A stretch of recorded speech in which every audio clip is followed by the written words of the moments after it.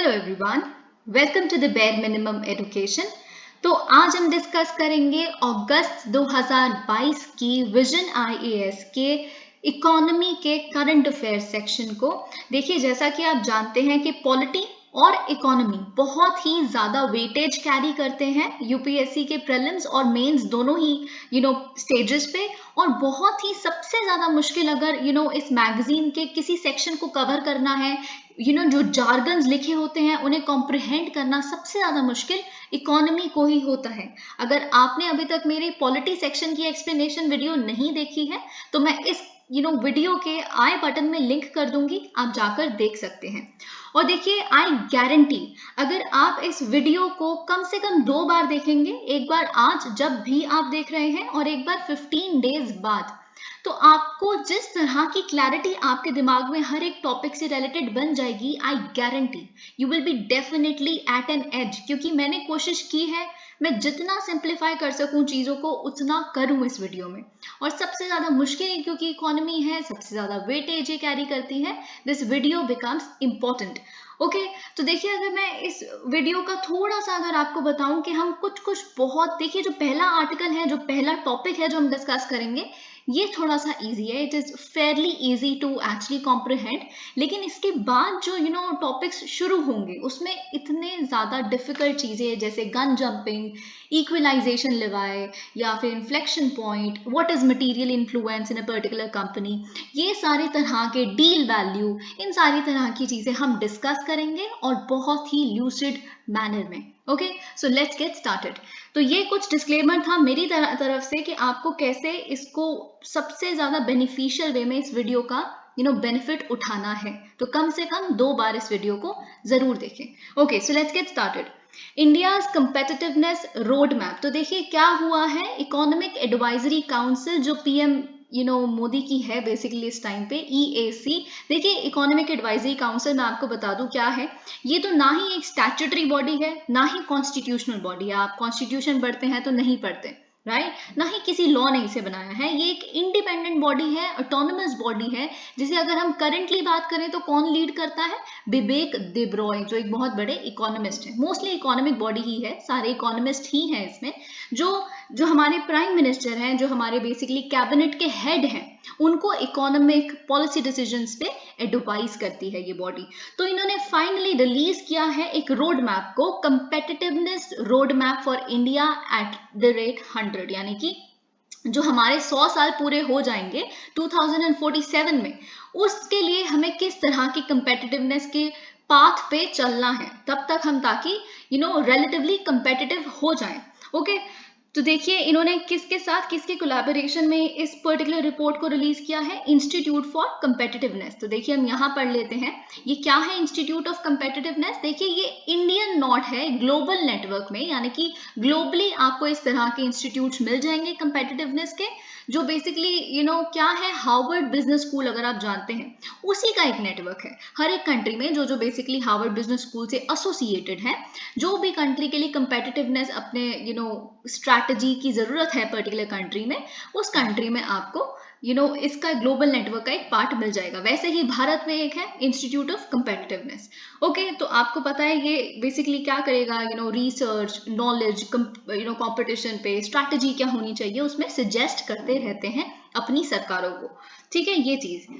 तो देखिए आपको पता है सबसे पहले तो प्रोडक्टिविटी क्या होती है और कंपेटिटिवनेस क्या होती है। अगर मैं बिल्कुल अभी आप इसको मत देखें तो मैं आपसे, अगर आपको भी पता है कंपेटिटिवनेस क्या होती है, ये एक रिलेटिव टर्म है। आप कंपेटिटिव कब होंगे? जब आप किसी से compete कर रहे हैं, राइट? तो भारत की कंपेटिटिवनेस यूजुअली किसके कंपैरिजन में? बाकी देशों के कंपैरिजन में, अगर हम ये सब कुछ ना देखें अभी तो। ठीक है, इसका मतलब ये होता है कंपेटिटिवनेस। और प्रोडक्टिविटी का मतलब क्या होता है? प्रोडक्टिविटी देखिए क्या है कि कम इनपुट में ज्यादा आउटपुट निकालना। एफिशिएंट कितने हो आप, बेसिकली कितने कम घंटों में कितना ज्यादा काम किया जा सकता है। अगर एक कंपनी में आप सपोज करिए 5 लेबर है, अगर 5 लोग हैं जो सेम काम कर रहे हैं और दूसरी कंपनी में सेम काम करने के लिए 10 लेबर चाहिए, तो देख लीजिए आप प्रोडक्टिविटी किस कंपनी की ज्यादा है। आई होप आपको ये सारी चीजें पता है, very basic. Okay, so what is competitiveness and where does India stand? अब कहाँ भारत इस चीज पे खड़ा है ये हमें देखना है। देखिए अगर हम वैसे अगर एक कंपनी की कंपेटिटिवनेस की बात करते हैं तो उसमें बेसिकली हम क्या क्या देखते हैं, बाकी कंपनियों से अच्छी कितनी है वो कंपनी और ये सब वगैरह। लेकिन अब मैक्रो लेवल पे अगर बात करें तो क्या होता है कि एक पर्टिकुलर कंट्री का मार्केट शेयर कितना है एक पर्टिकुलर प्रोडक्ट में या एक पर्टिकुलर टाइप ऑफ एक्सपोर्ट में, ठीक है, कितना कंपेटिटिव एक्सचेंज रेट है आपका, कितना फेवरेबल एक्सचेंज रेट है आपका, कितनी करेंसी आपकी ज्यादा लोग वैल्यू करते हैं। जैसे डॉलर का अगर हम देख ले, कंपेटिटिव एक्सचेंज रेट ज्यादा है, राइट, कितने एक्सपोर्ट्स आप कर रहे हैं पूरे वर्ल्ड की जो एक्सपोर्ट वाला शेयर है बेसिकली आप उसमें कितना कंट्रीब्यूट करते हैं, कितना एफडीआई आपकी कंट्री में इनफ्लो हो रहा है, and all of that gives you competitiveness. Okay, तो देखिए अगर हम मैक्रो वेरिएबल के टर्म्स में बात करें तो इट इज बेसिकली इंडिया की एबिलिटी कितनी है कि आप ग्लोबली कैसे compete करेंगे, राइट। तो ये चीज जैसे मैंने स्टार्टिंग में आपको बताई थी वही यहाँ पे लिखी है, बट थोड़ी सी डिफिकल्ट टर्म्स में। ओके, तो अगर हम देखें कि कंपेटिटिवनेस किन चीजों के आसपास घूमती है, competitiveness revolves around productivity. Okay, overall आपके देश की प्रोडक्टिविटी कैसी है, एफिशिएंसी कैसी है, कैसे आप अपने कंट्री के एसेट्स को मोबिलाइज करते हैं कितनी एफिशिएंटली, कितने आपके पास, अगर हम नेचुरल रिसोर्सेज की बात करें अगर थोड़े से हैं, कैसे आप उसका बेटर लेवराज उठा सकते हैं, ठीक है, कैसे आपकी जो लेबर फोर्स है आप उनको अगर इलेक्ट्रिसिटी प्रोवाइड करवा देते हैं फॉर एग्जांपल, तो आपकी कैसे लेबर की एफिशिएंसी बढ़ जाती है, राइट, ऑल ऑफ दैट। तो higher productivity means higher value creation of course, right. और हायर प्रोडक्टिविटी का और क्या मतलब है कि आप ज्यादा एबिलिटी है आपके पास to engage large share of available labour force into productive activities. Okay, देखिए आपने बेसिकली अगर अपने देश को पता है, हमारे देश को अगर पता है कि ये पर्टिकुलर एरियाज हैं जहाँ पे हमें कुछ अच्छा आउटपुट निकालना है, और हमें पता है कि अगर हमारे को अपनी लेबर में थोड़ा सा भी स्किल क्रिएशन करें या कुछ भी करें तो हमारी लेबर प्रोडक्टिव बन जाएगी, और वो जो पर्टिकुलर एरियाज में हम उन्हें जब डिप्लॉय करेंगे तो वो एरिया भी प्रोडक्टिव बन जाएगा, उस एरिया में जो भारत है फिर प्रोडक्टिव निकल के आएगा, ठीक है। तो इंडिया के लिए देखिए आपको पता है प्रोडक्टिविटी राइज बहुत इंपॉर्टेंट है, बहुत ही कंट्रीब्यूट किया है हमारी प्रोडक्टिविटी ने हमें, जो हमें आज कहाँ लेके खड़ा कर दिया है, जिसने 5th लार्जेस्ट इकोनॉमी, आपको पता है हमने न्यूज़पेपर्स में जब डिस्कस किया है तो हमने ये चीज देखी है कि कैसे हमने यूके को ओवरटेक करके 5th पोजीशन अचीव कर ली है वर्ल्ड में। ओके, तो ये चीज आपको पता है, स्पेशली जब हमने 1991 में रिफॉर्म्स किए, जब हमारी एक क्लोज्ड इकोनॉमी थी, हमने उसे ओपन किया, एक्सपोर्ट्स अलाउ किए, इंपोर्ट्स अलाउ किए एक लार्जर लेवल पे। Okay, all of that, of course technology आई, बहुत कुछ आया हमारे पास, उन सारी चीजों के आने के साथ साथ हमारी प्रोडक्टिविटी, हमारी कंपेटिटिवनेस भी बढ़ी, ठीक है। तो ये चीज यहाँ पे लिखी है, तो देखिए आप ऑलमोस्ट हर चीज में लिख सकते हैं ये बात, तो आप जो इकोनॉमिक रिफॉर्म्स 1991 के हुए उसने ऑलमोस्ट हर चीज में हमें इकोनॉमिकली हेल्प किया है।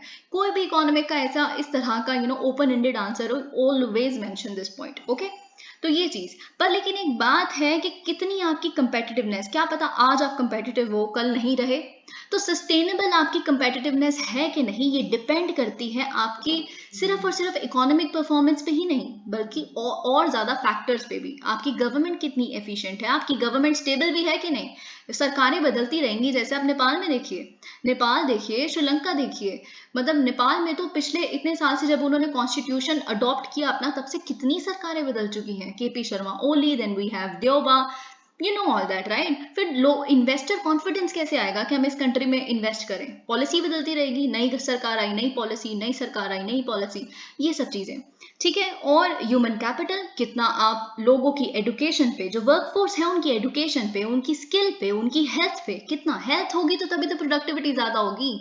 आप अगर बीमार ही पड़ते रहेंगे हमारे यहाँ के लोग तो कैसे रोज काम पे जाएंगे, एब्सेंटी कितने लोग बढ़ जाएंगे, एब्सेंटी लेबर फोर्स हो जाएगी, राइट। इनोवेशन कितनी है, रेजिलियंस कितनी है, all of that, all these factors contribute towards competitiveness. Okay, तो देखिए अगर हम बात करें हमारी ये सारी ही चीजों में कहीं ना कहीं हमने पॉजिटिवली काम किया है, जिसने डेफिनेटली इंडिया को हेल्प किया है टू गेन 6 पोजीशंस। हमारी रैंक थी 43rd, अब हम 37th रैंक पे हैं 2021 में, जिससे किससे हमें पता चलता है, वर्ल्ड कंपेटिटिवनेस इंडेक्स से पता चलता है, जो रिलीज करता है institute for management development, IMD।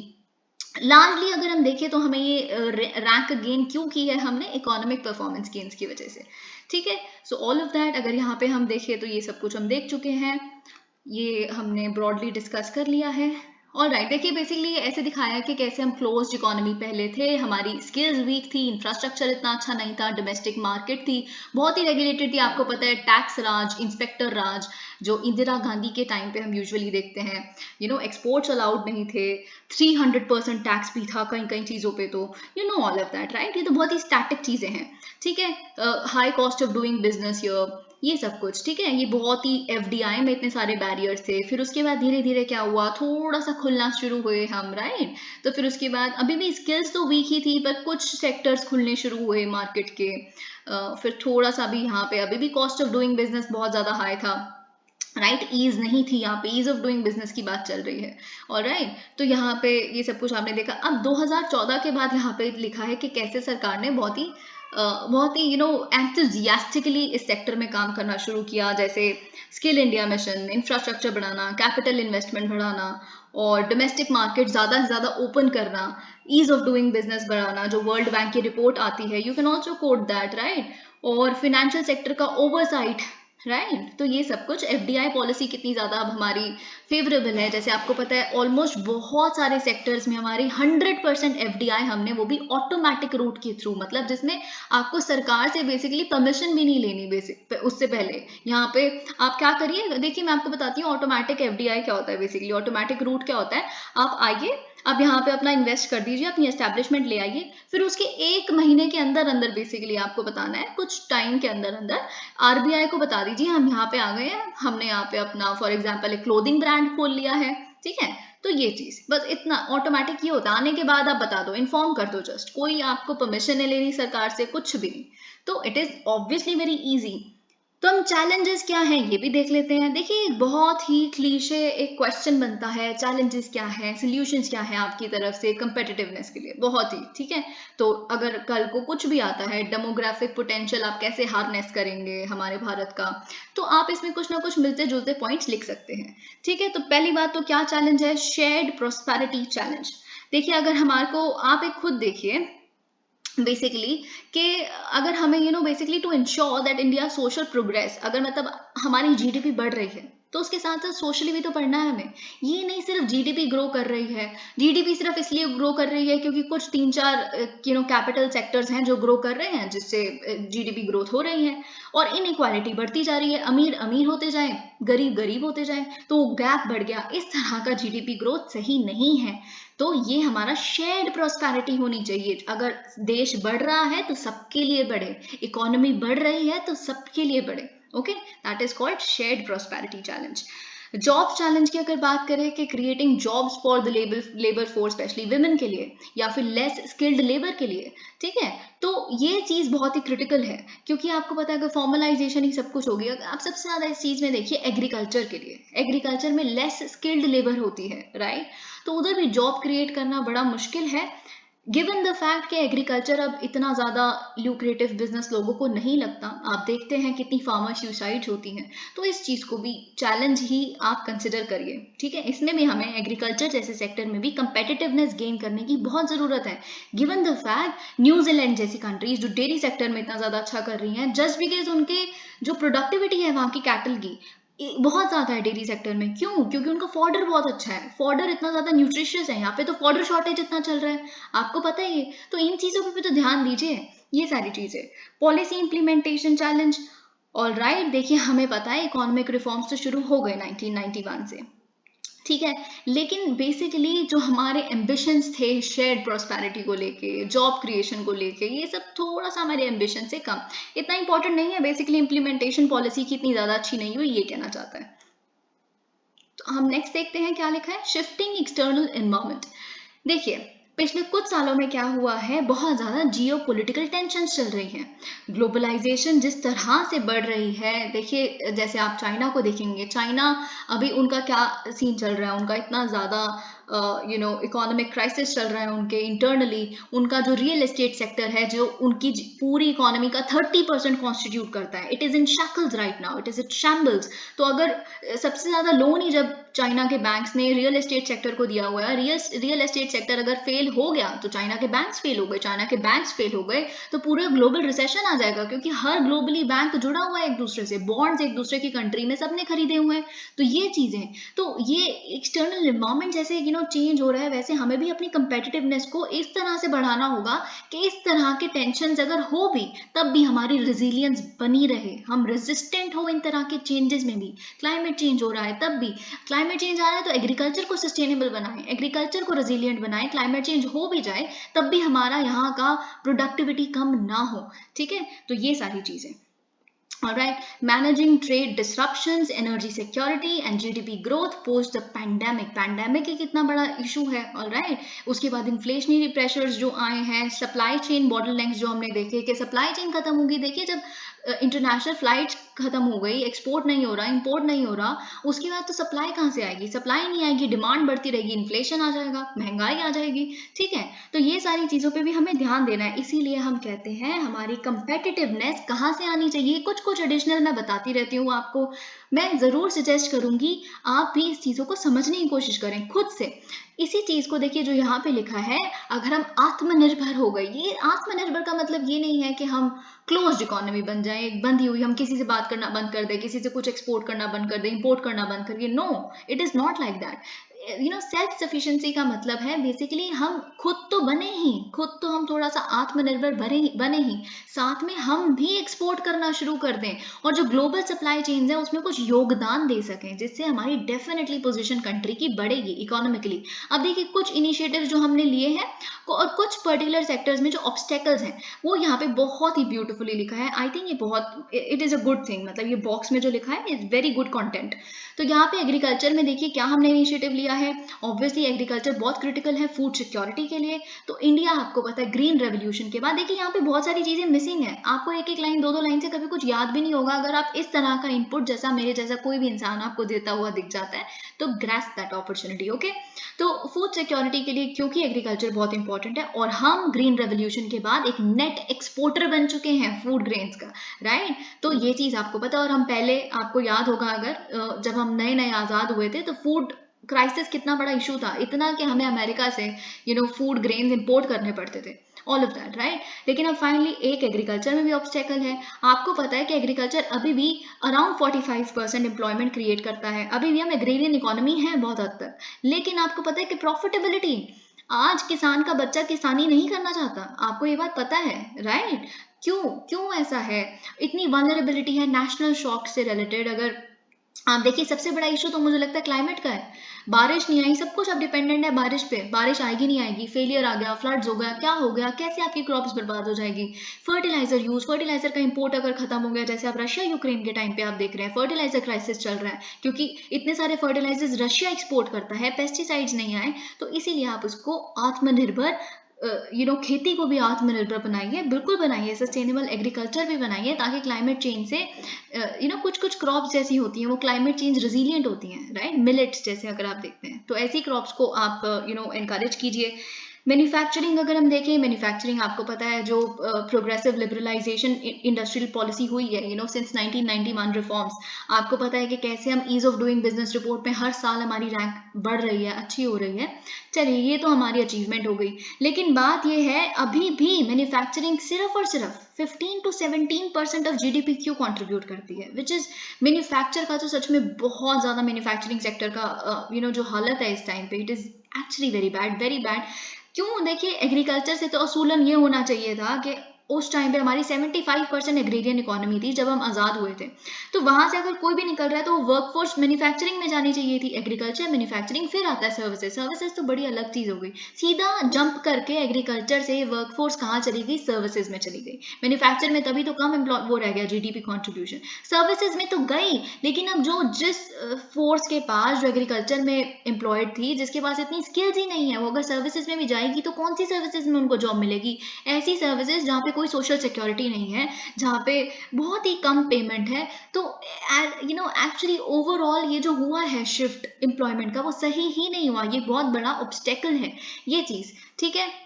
अब हम देखते हैं एडुकेशन में आपको पता है कि over 250 million school going students with continuously improving gender parity. अब बेटी बचाओ बेटी पढ़ाओ, जैसे कि आप देख सकते हैं। लेकिन बात यह है कि हायर एजुकेशन में, ठीक है, प्राइमरी एजुकेशन में अच्छा कर रहे हैं हम, सेकेंडरी में भी अच्छा कर रहे हैं, लेकिन हायर एजुकेशन में ग्रॉस एनरोलमेंट रेशियो, जितना बच्चों का दाखिला होता है, वो आज भी सिर्फ और सिर्फ 27.1% है। क्यों? ठीक है, जितने बच्चों में से जो पास हो गए सेकेंडरी के बाद जा रहे हैं, सिर्फ इतने से ही बच्चे आगे जाते हैं, ठीक है। और सबसे बड़ी दिक्कत, जितने ग्रेजुएट्स निकल रहे हैं उसमें से सिर्फ 46.2% ग्रेजुएट्स ऐसे हैं जो एम्प्लॉयबल हैं, क्योंकि आप जो यूनिवर्सिटियों में सिखा रहे हो वो इंडस्ट्री मांगती ही नहीं वो वाली स्किल्स, इंडस्ट्री कुछ और मांग रही है, आप पढ़ा कुछ और रहे हो, तो सिंक कहाँ से आएगा, ठीक है। एनर्जी की अगर हम बात करें, vibrant and diversifying sector with increasing renewable energy, ये बात आपको पता है, टोटल इंस्टॉल्ड कैपेसिटी में हमारा कितना शेयर बढ़ रहा है, ठीक है। लेकिन अगर हमारा चैलेंज क्या है एनर्जी सेक्टर में, तो हम देखते हैं इनएफिशिएंट है अभी भी हम बहुत जगहों पे, हमारा जो पावर लीक हो रहा है, पावर लॉस हो रहा है अभी भी बहुत ज़्यादा है, बहुत डिपेंडेंस है हमारी इंपोर्टेड। आप सबसे बड़ी तो चैलेंज ये है कि हम आज भी ऑयल, हमारा जो इंपोर्टेबल है सबसे ज़्यादा उसका कॉन्ट्रीब्यूशन ऑयल में से आता है, क्योंकि हम 85% ऑयल अपना बाहर से इंपोर्ट करते हैं, ठीक है। हेल्थ केयर में आप जानते हैं कि देखिए आपको पता है कि कितने लोग हैं, कितनी एम्प्लॉयमेंट जनरेट करता है health sector, 4.7 million people around. लेकिन आप हेल्थ केयर पे पैंडेमिक के आने के बाद भी आप हेल्थ केयर पे पब्लिक स्पेंडिंग देखिए, बजट देखिए कितना जाता है, सिर्फ 2.1% ऑफ जीडीपी, असूलन 5% या 6% जीडीपी का हेल्थ केयर पे जाना चाहिए, पर ऐसा नहीं है। और हायर मेटर्नल मोर्टालिटी, जो माएँ बच्चों को जन्म देते जिनकी डेथ हो जाती है, या फिर चाइल्ड मोर्टालिटी जो इन्फेंट है, या माल नरिशमेंट आप देख सकते हैं, इनके लिए भी हमें कुछ करने की ज़रूरत है। इनोवेशन एंड एंटरप्रेन्योरशिप, देखिए आपको पता है ग्लोबल इनोवेशन इंडेक्स में हम 46 नंबर पे आते हैं, और हमारा जो थर्ड लार्जेस्ट स्टार्टअप इकोसिस्टम है, 100 यूनिकॉर्न्स एक्सेट्रा यहाँ पे हो चुके हैं, ये बात आपको पता है।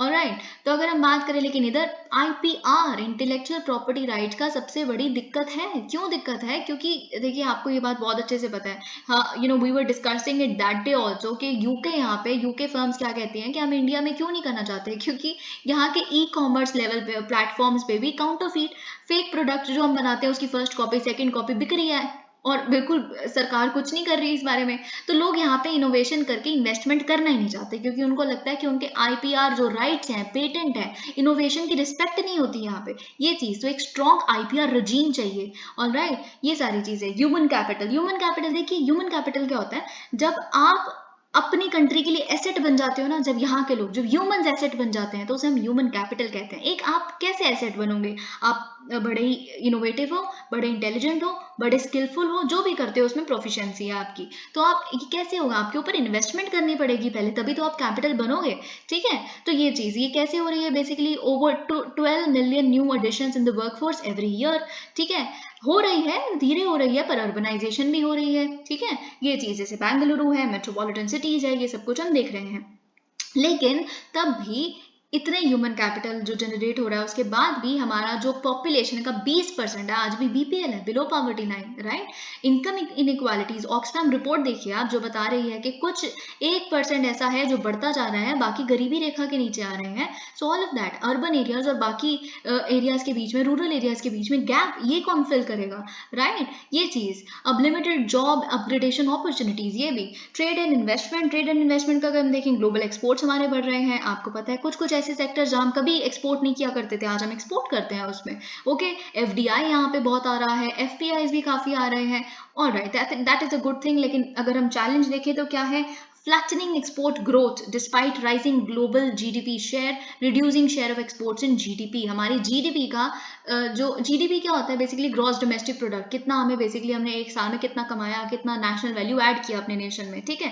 तो उसमें से एक्सपोर्ट्स बड़ा कम कंट्रीब्यूट कर रहे हैं, सिर्फ 18%, जबकि हम बहुत कर सकते हैं। हम अराउंड, अगर आप बेसिकली चाइना का देखेंगे, चाइना का कितना % एक्सपोर्ट से आता है, क्योंकि हर किसी का सबसे बड़ा एक्सपोर्टिंग पार्टनर, बेसिकली सबसे ज़्यादा हर किसी का सबसे बड़ा ट्रेडिंग पार्टनर चाइना है, तो उनका एक्सपोर्ट से उनकी जीडीपी में बहुत बड़ा कंट्रीब्यूशन, हम इस जगह पे लैक कर रहे हैं, ठीक है। अब एफडीआई भी कुछ ही सेक्टर्स में आता है, स्टेट्स में आता है, that is also something not good. Okay, अब ये चीज़ें मैं कहूँगी आप याद रखिए, अच्छी चीज़ है ये काफ़ी।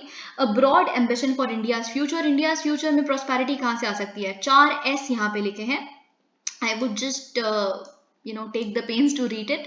सोशल, यानी कि इकोनॉमिक ग्रोथ ऐसी होनी चाहिए जिसके साथ साथ सोशल प्रोग्रेस भी मैच करे। सॉलिड, सॉलिड मतलब आपकी इकोनॉमिक जो परफॉर्मेंस है बेसिकली इतनी रेजिलियंट होनी चाहिए, रेजिस्टेंट होनी चाहिए, किसी भी तरह का शॉक आए आपकी इकोनॉमी ना गिरे, पैंडेमिक आए, कुछ भी हो। ओके, शेयर्ड, यानी कि इकोनॉमिक अपॉर्चुनिटी सिर्फ कुछों के हाथ में ना रह जाए, it should be shared, shared prosperity. Sustainable, sustainable मतलब कार्बन न्यूट्रल हो, इन्वायरमेंट सस्टेनेबिलिटी हो, क्लाइमेट चेंज से रेजिलियंट हो। ओके, और आप भी क्लाइमेट चेंज ना करें, आपकी क्रॉप्स को भी कुछ ना हो, क्रॉप्स भी ऐसी हो जो बहुत ज्यादा ऐसे जो उसको बनाने का तरीका है वो भी एमिशन ना निकाले, यानी कि थर्मल पावर प्लांट्स वगैरह में आप कुछ बायोमास ऐड करवाइए जिसकी कैलोरीफिक वैल्यू सेम है, इस तरह से आप एमिशन कट कीजिए and all of that. Way forward is very important. देखिए, आपको पता है कि हम बेसिकली क्या कर रहे हैं, हाई इनकम कंट्री या मिडिल हाई इनकम कंट्री हम बनना चाहते हैं 2047 तक, ठीक है। तो कुछ चैलेंजेस हमें डेफिनेटली बेसिकली हमें उसको ओवरकम करने की जरूरत है, जो भी चैलेंजेस ऊपर लिखे गए हैं,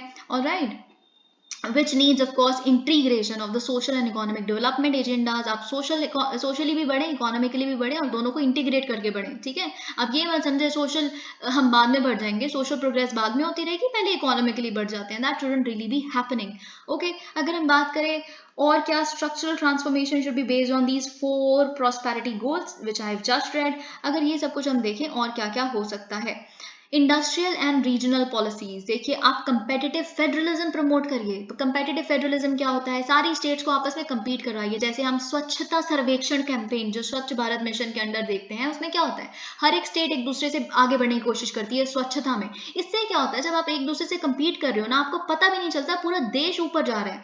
आप चाहोगे उससे अच्छा बन जाते हैं, वो चाहेंगे आपसे अच्छा करेंगे, स्टेट से इस बारी नंबर 1 पे हम आएंगे, ठीक है। इससे क्या होगा, बेसिकली सब बढ़ेंगे तो देश as a whole would become competitive। okay, encouraging regional leaders, basically regional leaders अपनी local economy पे focus करें, local economy के exports बढ़ाइए, ये सब कुछ। strengthening coordination with government, बिल्कुल ये सब कुछ is not very important। business environment policies, देखिए जैसे productivity लाइए आप, agriculture में mechanization अच्छे तरह से होना चाहिए, PPP मॉडल्स आप अडॉप्ट कीजिए, राइट। सोशल ये सब कुछ देखिए बहुत ही क्लीशे हैं, आप खुद पढ़ सकते हैं, नॉट वेरी इंपॉर्टेंट। मर्ज करिए एंटरप्राइज पॉलिसीज के लिए साइंस को, मैथमेटिक्स को, इंजीनियरिंग को, टेक्नोलॉजी को विद क्रिएटिव इकोनॉमी। ओके, ये आप समझते हैं क्रिएटिव इकोनॉमी, राइट। बहुत सारे और भी जैसे आर्टिस्ट वगैरह होते हैं, इन सबको मर्ज करिए, कल्चर से रिलेटेड, ह्यूमन क्रिएटिविटी से रिलेटेड आइडियाज, इंटेलेक्चुअल प्रॉपर्टी, इन तरह की पॉलिसीज बनाइए, right, proper strong policies. Okay, ये सब कुछ आप बिल्कुल आप सर्च करिए टैलेंट को। अब ये बहुत ही मुश्किल है, मुझे ऐसा लगता है कि अगर आप इस पर्टिकुलर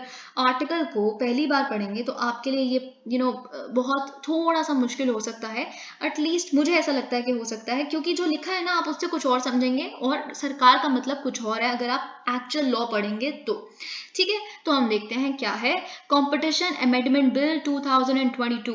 आपको पता है ये क्यों लाया गया है, ताकि अमेंड किया जा सके किसको, कंपटीशन एक्ट 2002 को। कंपटीशन एक्ट 2002 क्यों लाया गया था, ताकि एस्टैब्लिश किया जा सके कंपटीशन कमीशन ऑफ इंडिया को, CCI, जिसका क्या एम है, ताकि उन तरह की प्रैक्टिसेस को प्रोहिबिट किया जा सके, प्रिवेंट किया जा सके, जो भारत में कंपटीशन को फेयर टर्म्स पे कंपनियों का लड़ना बेसिकली कौन अच्छा अफोर्डेबल क्वालिटी प्रोडक्ट देने में सक्षम होता है एक पर्टिकुलर मार्केट में, वो उसमें लेवल प्लेइंग फील्ड होनी चाहिए। किसी तरह का मैनिपुलेशन, किसी एक में मोनोपोली आ गई किसी के हाथ में, और फिर तो भाई आपको जब पता है कि आप ही अकेले एक प्लेयर हो एक पर्टिकुलर सेक्टर में, आप कितने भी रेट लो आपको ही लोग देंगे, कितने भी पैसे मांगो। आप एक सिंपल सी बात लगाइए, अगर बाय चांस UPSC की कोचिंग ही एक ही कोचिंग होती तो कितने भी रेट आपसे लेंगे, आप देंगे, क्योंकि आपको पता है कोई कहीं और पढ़ाने वाला है ही नहीं आपको कोई भी। इस तरह का सिनेरियो ना हो, ठीक है। प्रमोट करें और सस्टेन करें कंपटीशन को मार्केट में, ठीक है। और कंज्यूमर का इंटरेस्ट बचाए, कंज्यूमर की हरासमेंट नहीं होनी चाहिए, बेसिकली वो ना इस तरह से अनइवन कंपटीशन से अफेक्ट हो, राइट। फ्रीडम ऑफ ट्रेड इस तरह से बना रहे। ये तो सारा बहुत ही क्लीशे चीजें हो गई। अब देखिए ये इंपॉर्टेंट है कि आपको याद रखना है, 2018 में बेसिकली इस कंपटीशन एक्ट को 2002 के रिव्यू करने के लिए कमेटी बनाई गई थी, जिसे चेयर किया था मिस्टर इंजेती श्रीनिवास ने, ठीक है। तो mister Srinivas chair this particular committee, जिसका नाम है competition law review committee, CLRC। ठीक है, तो इन्होंने काफी प्रपोज किए अमेंडमेंट्स, जिनको बेसिकली अपनी रिपोर्ट में इन्होंने सबमिट किया सरकार को, और यही की प्रोविजन बने हैं इस बिल के। तो अब देखते हैं, अब एक्चुअल में जो हमारा चैलेंज है वो शुरू होता है यहाँ से। ठीक है, तो चेंजेस इन सर्टेन डेफिनेशंस। अब इस बिल ने कुछ डेफिनेशंस को चेंज किया है, कईयों को एक्सपैंड किया है, कईयों को श्रिंक किया है। कैसे? जैसे एंटरप्राइज का मतलब अब कुछ और है, रेलेवेंट प्रोडक्ट मार्केट कुछ कुछ। तो सबसे ज्यादा इंपॉर्टेंट जो बेसिकली हमें देखना है, कंट्रोल। कंट्रोल एक वर्ड है कि जैसे एक पर्टिकुलर कंपनी का मार्केट में कितना कंट्रोल है, उसको एक्सपैंड कर दिया गया है। अभी आप सुन लीजिए, मैं समझाऊंगी इसका मतलब क्या है। उसको एक्सपैंड कर दिया गया है ताकि इंक्लूड किया जा सके to the ability to exercise material influence over the management affairs और स्ट्रेटेजिक कमर्शियल डिसीजंस। यानी कि देखिए, अगर एक कंपनी है जो दूसरी किसी पर्टिकुलर अपने सेम सेक्टर की किसी कंपनी में क्या करती है, कुछ शेयर्स खरीद लेती है, जिसकी वजह से उनको कुछ स्पेशल वोटिंग राइट्स भी मिल जाते हैं, किसी तरह का इस तरह का स्टेटस मिल जाता है। और फिर वो क्या करती है, बेसिकली उस पर्टिकुलर कंपनी की मैनेजमेंट कैसे चलेगी, उनके स्ट्रेटेजिक डिसीजंस कहाँ होंगे, वो कहाँ इन्वेस्ट करेगी, उसको होल्ड करने लग पड़ती है। देखिए, अगर आपको वोटिंग राइट्स मिल गए शेयर्स के माध्यम से, तो आपका कंट्रोल आ गया। मटीरियल इन्फ्लुएंस का मतलब यही होता है। मटीरियल, जब आपको या आपका स्टेटस आपको किसी पर्टिकुलर चीज में मिल जाए, यानी कि शेयर्स, किसी तरह का वोटिंग राइट, तो इसे भी बेसिकली इसकी डेफिनेशन में ऐड किया गया है। तो किसी भी तरह का ऐसा मटेरियल इन्फ्लुएंस जो कंपटीशन को हैम्पर करता है, यानी कि आप बेसिकली आप कंपटीशन के एंटाई जा रहे हो ऐसा करके, अनड्यू कंट्रोल करके। देखिए, इस बिल का एक साफ सीधा सा जो चीज है, जो एम है बेसिकली कंपटीशन को बचाना, कंपटीशन लेवल प्लेइंग फील्ड हो और कंपटीशन वैसे हो, किसी भी एक पर्टिकुलर उसको मोनोपोली ना मिले किसी चीज में। ठीक है, ये इसका बेसिकली एम है। तो हर चीज को जब आप इस एंगल से देखेंगे, आपको हर चीज समझ आएगी। Reduction of time approval for reduction of time limit for approval of combinations.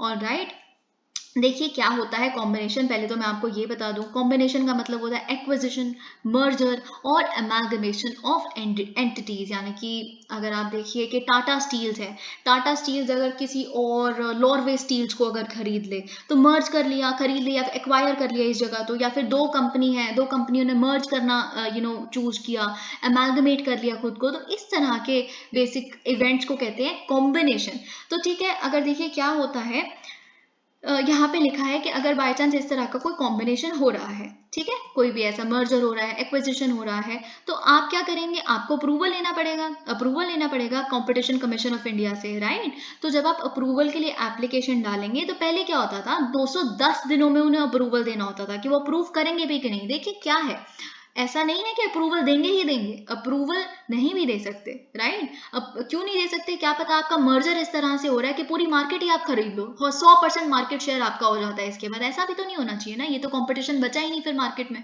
ठीक है, स्टील कंपनी एक बन जाएगी, 4 स्टील कंपनियों ने क्या किया, मर्ज करना चूज कर लिया, फिर स्टील कंपनी एक ही बची, फिर तो वो जो रेट्स लेंगे आप देंगे, क्योंकि और कोई कंपनी नहीं है स्टील बेचने के लिए। तो ये नहीं होना चाहिए। तो पहले अप्रूवल के लिए बेसिकली क्या, कितने दिन होते थे, 210 दिनों में अप्रूव करना होता था, अब 150 दिनों में अप्रूव करना ही है।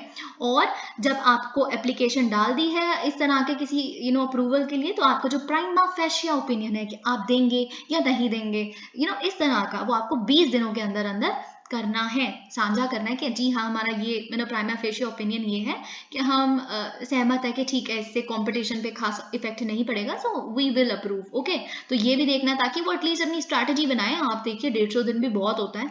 ठीक है, expands the definition of combinations। अब ये बहुत इंपॉर्टेंट है। अब यहाँ पे एक लाइन लिख के छोड़ दिया जिसको कोई सेंस नहीं बनता, आप इसे क्या समझेंगे, मुझे जरूर बताइएगा कमेंट करके कि आप खुद ही अगर आर्टिकल पढ़ेंगे तो क्या आप ये समझ पाएंगे जो मैं आपको चीजें बता रही हूँ। बिकॉज इट इज एक्चुअली, मैं सच में कहूंगी कि आई अंडरस्टैंड कि विजन के पास काफी इतना ही एक, ये कितने पेजेस की है ये magazine, I think around 130 pages, वो ही पढ़ना मेरे को लगता है इम्पॉसिबल है हर महीने, इट इज रियली इम्पॉसिबल।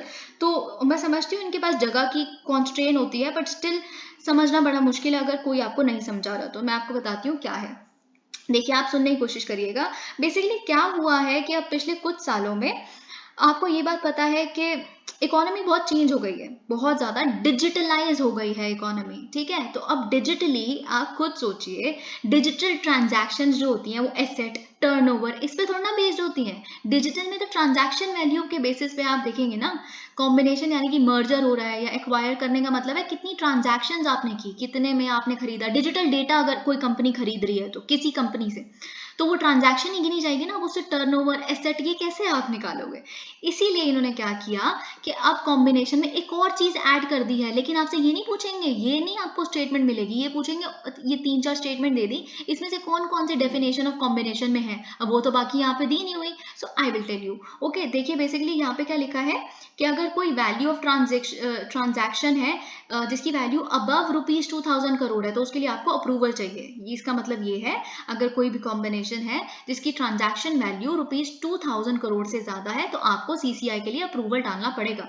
ठीक है, और क्या क्या है बेसिकली वो मैं आपको बता देती हूँ।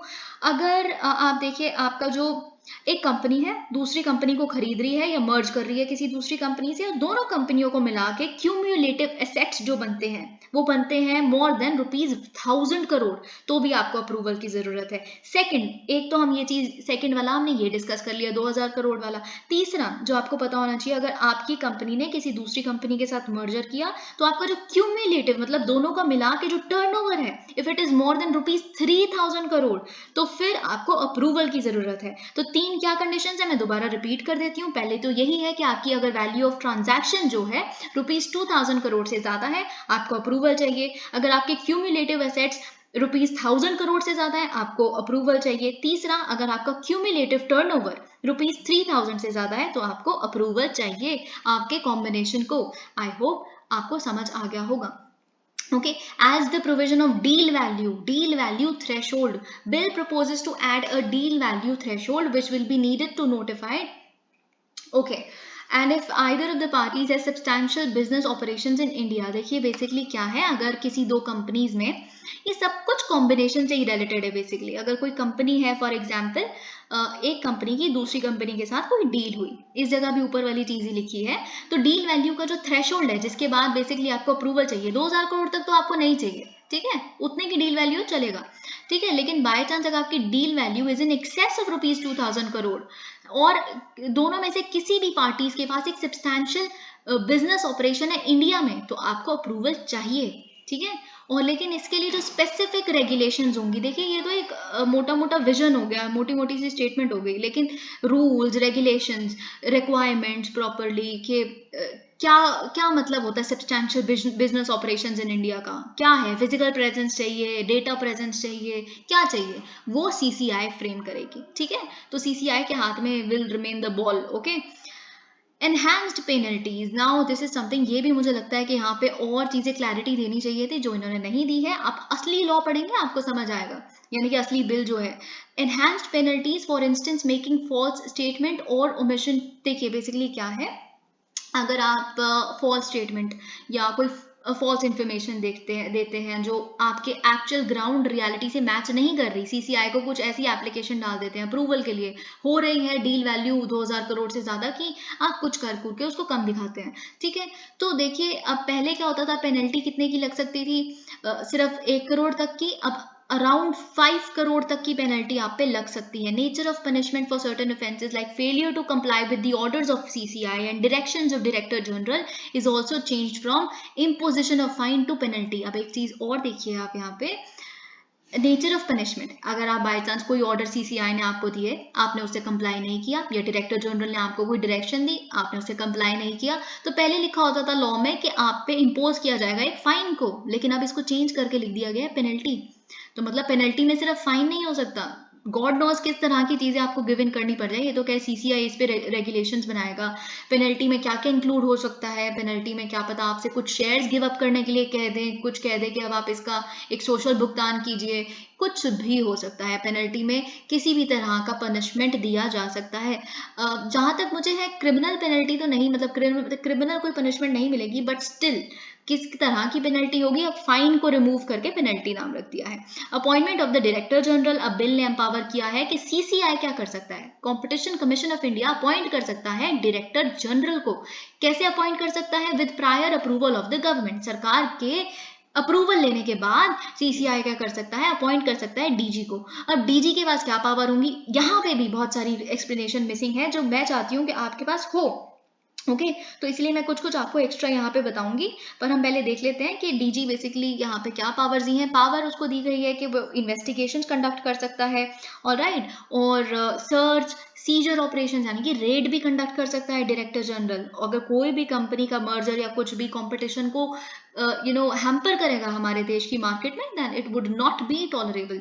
तो देखिए जो चीज़ मुझे आपको यहाँ पे बतानी है, जो यहाँ पे नहीं लिखी बट इट इज़ इंपॉर्टेंट, इसका मतलब देखिए क्या है, डीजी के पास ये भी पावर्स हैं कि आप इंफॉर्मेशन और डॉक्यूमेंट्स भी कलेक्ट कर सकते हैं from the legal advisers also. यानी कि अगर किसी कंपनी का कोई लीगल एडवाइजर है, ठीक है, जिसने उसको कहा आप ऐसा ऐसा कर लीजिए, ऐसा करेंगे तो आपके ऊपर सीसीआई की रेट नहीं आएगी, लेकिन फिर अगर आपको सही नहीं लगा तो फिर आप, क्योंकि एक डीजी है, आप कहेंगे लीगल एडवाइजर को जाके कंपनी की कि आप इन्फॉर्मेशन दीजिए, डॉक्यूमेंट सबमिट कीजिए कि किन चीज़ों के माध्यम पे कौन सा आपने वो करके कॉम्बिनेशन किया है, ठीक है। तो लेकिन अब आप खुद देखिए कि लॉयर क्लाइंट कॉन्फिडेंशियलिटी एक चीज होती है। अगर आप इंडियन एविडेंस एक्ट पढ़ेंगे 1872 का, उसका सेक्शन 126 ये कहता है कि लॉयर और क्लाइंट के बीच में जो इन्फॉर्मेशन शेयर हो रही है, जो लॉयर एक अपने क्लाइंट को एडवाइस करेगा, लीगल एडवाइस देगा, वो किसी थर्ड पार्टी के साथ शेयर नहीं हो सकती। But this goes against it, okay, क्योंकि आप वो इन्फॉर्मेशन ले सकते हैं अगर आप डीजी हैं तो। ये चीज पहले क्या होता था, पहले जो एक्ट एम्पावर करता था 2002 का, वो सेंट्रल गवर्नमेंट डायरेक्टली अपॉइंट करती थी डीजी को। देखिए क्या है, act empowered central government to appoint DG to CCI, लेकिन अभी आप देख सकते हैं कि सीसीआई अपॉइंट करेगा। Introduction of settlement and commitment framework, alright, it will apply to entire competitive agreements except cartels and abuses of domain. अभी हम देखते हैं कि इसका क्या मतलब है। Okay, CCI's decision regarding commitment or settlement will not be appealable after hearing all stakeholders in the case. अब यहाँ पे भी कुछ नहीं लिखा, यहाँ पे आप इससे पता नहीं क्या समझेंगे कि इसका मतलब क्या है क्या नहीं है, ठीक है। तो बेसिकली क्या है इस एक्ट में, जैसे अगर कोई अग्रीमेंट हो रही है दो कंपनियों के बीच में, अगर दोनों कंपनी ने वो एग्रीमेंट साइन कर ली, वो डील साइन कर ली, तो जो भी उसका आउटकम होगा, जिस तरह से उसके बाद उन दोनों के बिजनेस ऑपरेशन चलेंगे, वो एंटायर कंपेटिटिव होंगे, ठीक है। जैसे प्रोडक्शन इस तरह से हो जाएगी दोनों की मिलके, सप्लाई इस तरह से बढ़ जाएगी कि उन्हीं का बस बोलबाला होगा पूरी मार्केट में, किसी भी तरह से सर्विस कोई हो सकती है, ठीक है, जो बहुत ही एडवर्स इम्पैक्ट कंपटीशन पे ला सकती है, जैसे हम एंटायर कंपेटिटिव एग्रीमेंट कह रहे हैं, जो किसी कंपनी के बीच में हो सकती है, या किसी के बीच में भी, ऐसे किसी पर्सन और एक कंपनी के बीच में हो सकती है। तो बेसिकली क्या है, अगर तो बाय चांस अगर उन पे कोई सीसीआई ने बोला कि अगर आप मतलब ये जो अग्रीमेंट हुई है ये हमें सही नहीं लग रही, इट इज़ एंटायर कंपेटिटिव, तो ज़रूरी नहीं है कि इनके अगेंस्ट प्रोसीडिंग्स ही चालू करवानी पड़े या कुछ भी। सीसीआई क्या कर सकती है, सेटलमेंट पे भी मान सकती है, इन द सेंस अगर वो कुछ पेमेंट कर दें, राइट, क्या करे, जो कंपनी है बेसिकली ये एंटरप्राइज है, कुछ किसी तरह की पेमेंट कर दे सीसीआई को, कि आप मतलब सेटलमेंट हो जाए कुछ पेमेंट करके, या कोई वो अग्री कर जाए कि अब देखिए हमारा जो स्ट्रक्चरल ऑपरेशन होगा हमारी कंपनी का ऐसा नहीं होगा, हम बिहेवियरली भी चेंज कर देंगे, अपने उसको मैनर भी चेंज कर देंगे जैसे हमारी कंपनी ऑपरेट करती है, तो आप ये प्रोसीडिंग्स हम पे चालू मत करिए, ये सब वगैरह। तो इस तरह की सेटलमेंट भी अलाउड है। इट इज़ गुड ओनली, अगर कई सारे केसेस क्यों इतना लिटिगेशन वगैरह सब कुछ बढ़ाना। और इस केस में भी ये जो सेटलमेंट के केस में या कमिटमेंट के केस में सीसीआई का डिसीजन होगा, उसको अपील उसके अगेंस्ट आप नहीं फाइल कर सकते, ये चीज़, ठीक है। Introduction of a leniency plus mechanism, it allows CCI to give an additional waiver of penalties to an applicant to discloses the existence. अगर बाय चांस देखिए, अगर आप एक एप्लीकेंट हैं और आप सपोज करिए कि बाय चांस आपको किसी एक एंटायर कंपेटिटिव एक्टिविटी के लिए सीसीआई ने दर्ज किया है, लेकिन आप क्या करते हैं, आप बता देते हैं कि हम ऐसे और भी बड़े सारे कार्टल्स को, ग्रुप्स को जानते हैं जो इस तरह की मार्केट में इस तरह के काम कर रहे हैं, तो अगर आप ऐसा डिस्क्लोज करते हैं जो हमारी देश की भलाई के लिए अच्छा होगा, तो आपको कुछ लीनियंसी दी जाएगी, जिसके तहत सीसीआई आपको कुछ एडिशनल वेवर दे सकती है पेनल्टी में। आप पे पेनल्टी अगर पहले 5 करोड़ की लग रही थी, तो आपको कह देंगे ठीक है आप 1 करोड़ दे दो, क्योंकि आपने देश के लिए कुछ अच्छा किया है, ये चीज़। एग्जेम्प्टिंग ओपन मार्केट परचेजेस, अब आप देखेंगे ओपन मार्केट परचेज क्या होता है, पहले तो यही नहीं समझ आएगा, ठीक है। Exempting open market purchases and stock market transactions from the requirements to notify them to commission advance. देखिए क्या है बेसिकली कि जो ओपन मार्केट परचेजेस क्या होते हैं, जिसमें भी कोई भी कंपेटिटिव बिड नहीं होती ना, वो ओपन मार्केट परचेज होती है। यानी कि अगर कोई चीज़ है, आपने ऑर्डर दिया आपको मिल गया, ये नहीं कि 6 लोग होंगे कहेंगे बोली लगाएंगे कि ये इतने की हम कर देंगे, वो नहीं, उसको छोड़ के जो भी परचेज होती है वो ओपन मार्केट परचेज होती है, ठीक है। आपने डिमांड की, आपको सप्लाई मिल गई। तो ये इस तरह के परचेजेस या स्टॉक मार्केट ट्रांजैक्शन हैं, वो रिक्वायर्ड नहीं है कि आप नोटिफाई करें कमीशन को इन एडवांस, ठीक है। Expanded scope of gun jumping provisions, okay. देखिए, penalty for gun jumping to be 1% of the deal value as against earlier 1% of the asset और टर्नओवर। देखिए डील वैल्यू जो है, अगर डील वैल्यू फॉर एग्जांपल आपकी around 2000 crore ही है, आप समझिए, तो उसका 1% आपको पेनल्टी देनी पड़ेगी अगर आपका गन जंपिंग इन्वॉल्व है। तो पहले क्या होता था, 1% ऑफ द एसेट और टर्नओवर, यानी कि जितना क्यूमुलेटिव एसेट या टर्नओवर है उसका आप फिर दीजिए। अब हम देखते हैं कि गन जंपिंग क्या होता है। If the combining parties close a notified, देखिए गन जंपिंग मैं आपको बता देती हूँ सिंपल टर्म से।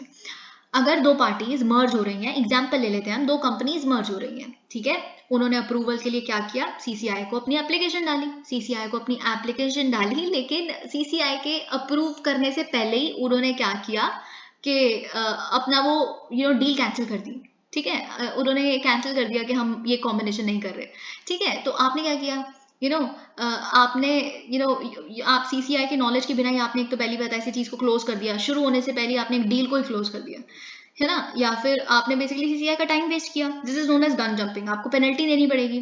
पहले होता था 1% ऑफ द डील वैल्यू, मतलब पहले होता था 1% ऑफ द एसेट और टर्नओवर, अभी है 1% ऑफ द डील वैल्यू। देखिए वैल्यू क्यों अब कह रहे हैं ना, क्योंकि डिजिटल इंडिया का टाइम आ चुका है, ट्रांजैक्शंस का टाइम है। अब एसेट और टर्नओवर के मामलों में जो मैन्युफैक्चरिंग रिलेटेड है, हर चीज उसमें नहीं डील की जा सकती। सिग्निफिकेंस क्या है इन प्रपोज्ड अमेंडमेंट्स का, ये देख लेते हैं। सीसीआई का, आई होप आपको ये वाला पार्ट हेल्प करेगा, I really and very genuinely hope. Okay, significance क्या है, ये स्ट्रेंथन करता है सीसीआई के रिव्यू मैकेनिज्म को, स्पेशली डिजिटल और इंफ्रास्ट्रक्चर स्पेस। जैसे आप देख सकते हैं सबसे ज्यादा मेजॉरिटी है, तो ऑब्वियसली जब आपने वैल्यू ले आए आप ट्रांजैक्शन की एसेट और टर्नओवर के थ्रेशोल्ड्स के साथ साथ, डेफिनेटली आपने सीसीआई का रिव्यू मैकेनिज्म को एक थोड़ा ब्रॉडर स्कोप दे दिया कि आप डिजिटल ट्रांजैक्शंस को भी आप उसकी कंपेटिटिवनेस को भी जज कर सकते हैं। ओके, ये चीज अब देखते हैं। एक statutory basis they to fix liability on and penalise facilitators of cartels such as consultants as well as capture hub and spoke. पहले तो हम देख लेते हैं हब एंड स्पोक अरेंजमेंट क्या होती है। अरेंजमेंट देखिए क्या है, एक तरह की कार्टलाइजेशन, कार्टलाइजेशन मतलब ग्रुप फॉर्मेशन बेसिकली, जो एक ही पर्टिकुलर काइंड ऑफ उसमें डील कर रहे हैं। तो आप सपोज करिए कि क्या होता है कि अगर जैसे हब क्या होगा, हब होता है ना बीच में, तो उसमें वर्टिकली रिलेटेड प्लेयर्स हैं, वो हब की तरह काम करेंगे। जैसे आप, मैं और कोई और, हम सारे स्टील में डील करते हैं या फिर हम रबड़ में डील करते हैं, ठीक है, तो हमने सबने हब बना लिया। अब हमसे बेसिकली है क्या जुड़े हुए, स्पोक्स जुड़े हुए हैं, जो बेसिकली हॉरिजॉन्टल चीज है, यानी कि हम अगर रबड़ बना रहे हैं तो रबड़ में नहीं डील करते, वो एक्चुअल में भी वाटर सप्लाई में डील करते हो, जो रबड़ के लिए बहुत इंपॉर्टेंट है।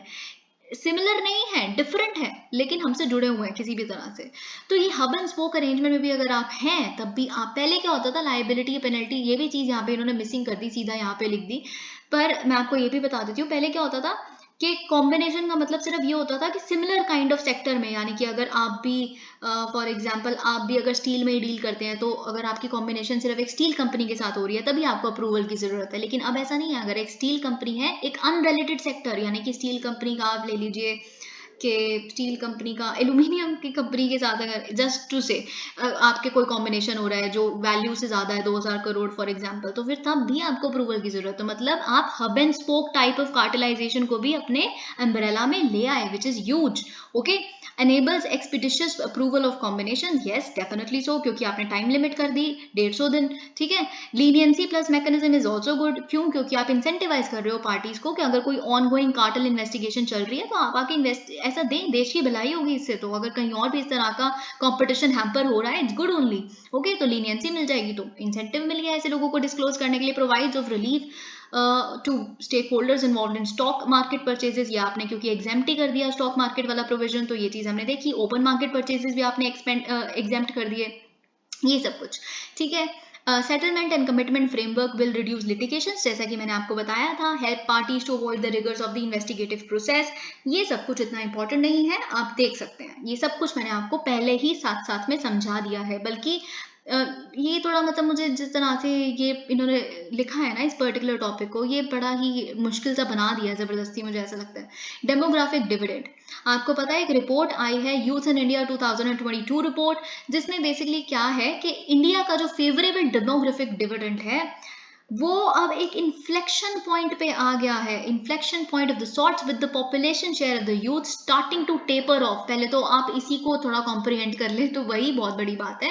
सबसे पहले मैं आपको बता देती हूँ इन्फ्लेक्शन पॉइंट क्या होता है। देखिए अगर आप एक ग्राफ देखेंगे, कोई भी हाइपरबोला या कोई भी इस तरह का ग्राफ देखेंगे ना जब, तो जो इन्फ्लेक्शन पॉइंट होता है वो एक ऐसा पॉइंट होता है, ऐसा एक इवेंट होता है जहाँ पे एक सिग्निफिकेंट चेंज अचानक से हो जाएगा। अगर आप नीचे हैं तो अचानक से ऊपर चले जाएंगे, या फिर आप ऊपर तो अचानक से नीचे आने शुरू हो जाएंगे।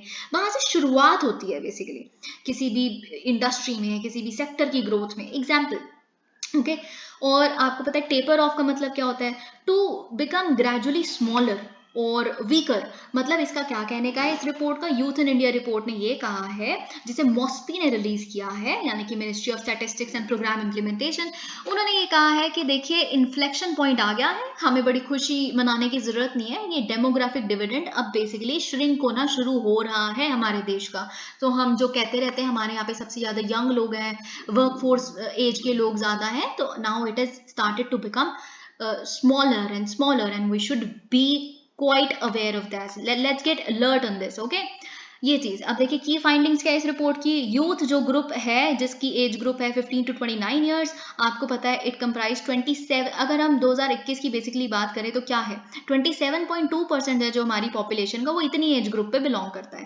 लेकिन हमको देखिए एक्सपेक्टेशन क्या है इस रिपोर्ट को कि डिक्रीज हो जाएगा। अभी क्या है 27.2%, कब तक कितने तक हो जाएगा 22.7% बाई 2036। तो आप देख सकते हैं कितनी जल्दी गिर रहा है। ठीक है, टोटल यूथ पॉपुलेशन आपको पता है कि इंक्रीज हुई थी, क्योंकि अगर हम 1991 की बात करें तो 222.7 मिलियन थी। अगर हमारा लास्ट सेंसस की अगर हम बात करें 2011 की तो it is 333.4 million. So quite an increase, okay.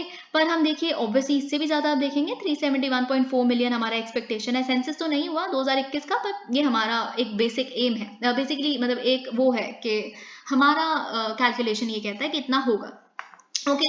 लेकिन बात ये है, अब देखते हैं सबसे ज्यादा राइज कहाँ हुआ है इन प्रपोर्शन ऑफ यूथ। ठीक है, इन मतलब पॉपुलेशन सबसे ज्यादा यूथ की कहाँ राइज की है, तो सबसे ज्यादा बेसिकली पॉपुलस स्टेट्स कौन सी है? बिहार, उत्तर प्रदेश। तो इन्होंने काफी इंक्रीज देखा है अपनी पॉपुलेशन का, बेसिकली शेयर इनका यूथ काफी इंक्रीज हुआ है, ओके। पर ये they are expected to see a decline from here on. जिन्होंने सबसे ज्यादा इंक्रीज देखा, अब इन्होंने यहाँ से इस इन्फ्लेक्शन पॉइंट से ये डिक्रीज या डिक्लाइन देखना शुरू कर देंगे। ठीक है, ये चीज अब देखिए ये काफी इंपॉर्टेंट चीज है। केरला, तमिलनाडु और Himachal Pradesh are projected to see a high elderly population than the youth by 2036। तो इन तीनों स्टेट्स में आप देख सकते हैं किस तरह की पॉलिसीज की जरूरत है, ओके। आने वाले टाइम पे यहाँ की जो सरकारें होंगी, आपको पता है वोट कैसे जीतेंगी? पेंशन स्कीम्स लाके, क्योंकि जब एल्डरली पॉपुलेशन हो जाएगी तो आप कैसे स्किलिंग मिशन करेंगे? तो कुछ है यहाँ पे टोटल फर्टिलिटी चेंज वगैरह में इतना ज्यादा फोर्स्ड जो आप कहते हैं पॉपुलेशन स्टेबलाइजेशन की चीज़ों को कम करना चाहिए। अब पॉपुलेशन ठीक है, इनफैक्ट टोटल फर्टिलिटी रेट से भी कम हो गई है अब तो। So now that should actually get out of our heads. Demographic dividend, अब डेमोग्राफिक डिविडेंड क्या होता है बेसिकली? जब इकोनॉमिक ग्रोथ का पोटेंशियल जब आपके पास ज़्यादा हो जाएगा ना आपकी कंट्री के पास, तो देखिए मैं पहले आपको एक सिर्फ यहाँ पता नहीं क्या उल्टा सीधा लिखा हुआ है मैं आपको बता देती हूँ डेमोग्राफिक डिविडेंड होता क्या है। डेमोग्राफिक डिविडेंड पहली बात तो ऐसे ही नहीं हो जाता। एक आपकी कंट्री है, आपकी कंट्री की पॉपुलेशन है, आपकी कंट्री की पॉपुलेशन में जब 15 टू अराउंड 59 एज ग्रुप के जो लोग हैं जब वो ज़्यादा होते हैं, तो एक पोटेंशियल है कि वो पॉपुलेशन आपका डेमोग्राफिक डिविडेंड बन सकता है। डिविडेंड क्या होता है? Profit, profitable economic growth. ठीक है, तो लेकिन वो ऐसे ही नहीं, वो तो पॉपुलेशन है, पॉपुलेशन तो पॉपुलेशन रह सकती है, उसको डेमोग्राफिक डिविडेंड में आप कन्वर्ट करोगे, उसके लिए आपको कुछ इन्वेस्टमेंट करनी पड़ेगी उस पॉपुलेशन पे। आप उसमें स्किलिंग करेंगे, एडुकेशन देंगे, तब जाके वो एक पोटेंशियल जो है वो हार्नेस होके डिविडेंड बनेगा, प्रॉफिट बनेगा। ये सब पता नहीं क्यों इतनी बकवास यहाँ पे लिखी हुई है। ठीक है, देखिए ये चीज जब आपकी हायर वर्किंग एज पॉपुलेशन होती है then non working, then you are good with the terms of demographic dividend potential, okay. अब यहाँ पे दो चीज लिखी है, एक होता है फर्स्ट डेमोग्राफिक डिविडेंड, एक होता है सेकंड डेमोग्राफिक डिविडेंड। लेकिन यहाँ पे भी बड़ा पता नहीं क्यों इतना मुश्किल लिखा हुआ है, बट आई थिंक अगर आपने इकोनॉमी की बेसिक बुक्स पढ़ी है ना एनसीईआरटी की कभी, तो आपको ये चीज मतलब इतनी ज्यादा मुश्किल नहीं लगेगी। I don't know if it is economy और ज्योग्राफी, बट देयर इज ये कहीं ना कहीं तो है, ये चीज आपने पढ़ी होगी। आपको पता है एक होता है डेमोग्राफिक ट्रांजिशन, यानी कि जब आपका जो एज ग्रुप है एक पॉपुलेशन का वो चेंज हो रहा है। ठीक है, तो डेमोग्राफिक ट्रांजिशन जब होता है, जो बेसिकली हम कहते हैं कि 50-60s के टाइम पे सारी कंट्रीज में हुआ था, तो फर्स्ट डिविडेंड कब आया, फर्स्ट डेमोग्राफिक डिविडेंड कब आया, जब क्या हुआ एक्चुअल में कि बेसिकली क्या होना स्टार्ट हुआ कि वर्किंग एज पॉपुलेशन काफ़ी ज़्यादा बढ़ी as a total population. Let's just read here only. The situation of having a relatively large working age population is related to first demographic dividend. ठीक है, फिर जब वर्किंग एज पॉपुलेशन मेच्योर होना start हो गई, ये सब कुछ हुआ, तो बेसिकली क्या होगा, जब आप मेच्योर हो गए तो फिर आप सेव करना ज़्यादा शुरू कर दोगे. एल्डरली लोग सेव ज़्यादा करते हैं. फिर ये सेविंग्स को भी आप यूज़ क्या करते हो, देखिए यहाँ पे भी प्रॉफिट है क्योंकि आपकी जो वर्किंग एज पॉपुलेशन है वो बढ़ी, लेकिन यहाँ पे भी प्रॉफिट है. क्यों प्रॉफिट है, क्योंकि जब आपकी जो वर्किंग एज पॉपुलेशन थी जब मैच्योर होगी तो सेविंग ज़्यादा करेगी. सेविंग्स को भी कैपिटल में ही दोगे आप कंट्री की, भारत में ही कंट्रीब्यूशन करोगे आप उस सेविंग्स का, और फिनेंशियल सिक्योरिटी लाने में मदद करोगे. तो दोनों ही अपने तरह से कंट्रीब्यूशन किया, ये चीज़ ठीक है.